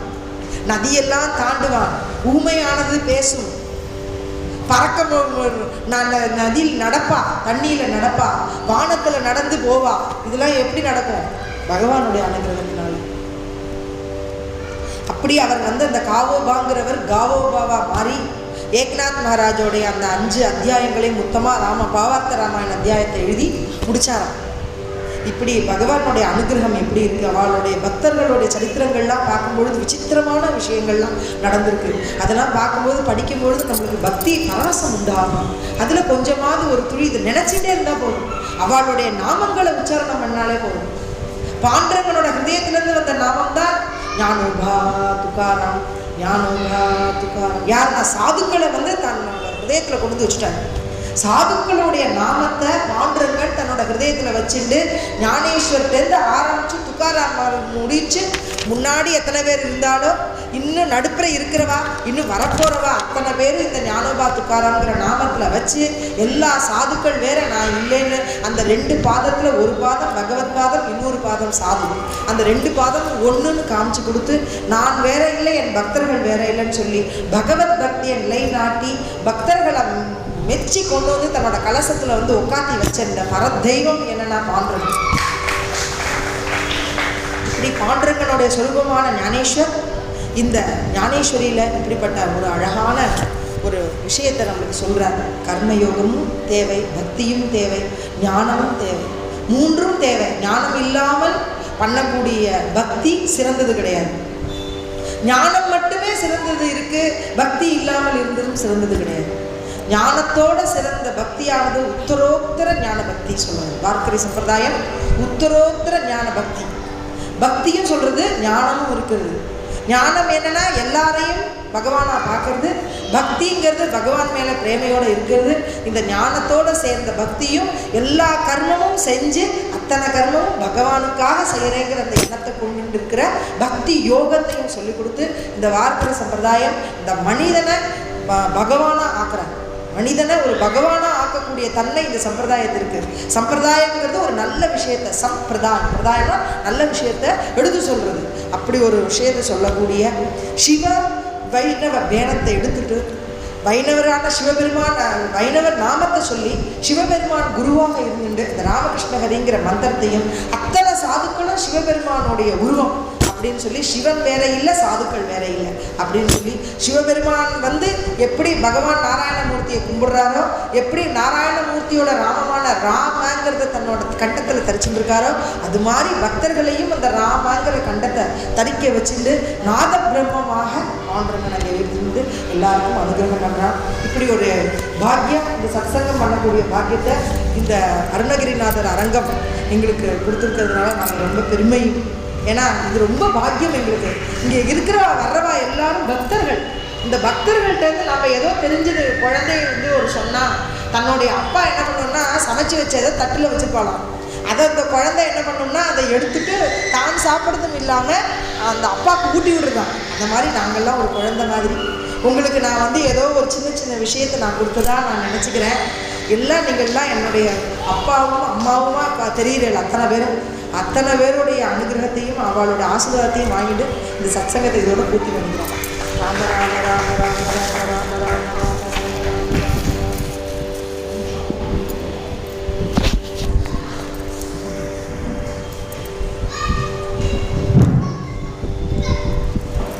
ராமகிருஷ்ணரே,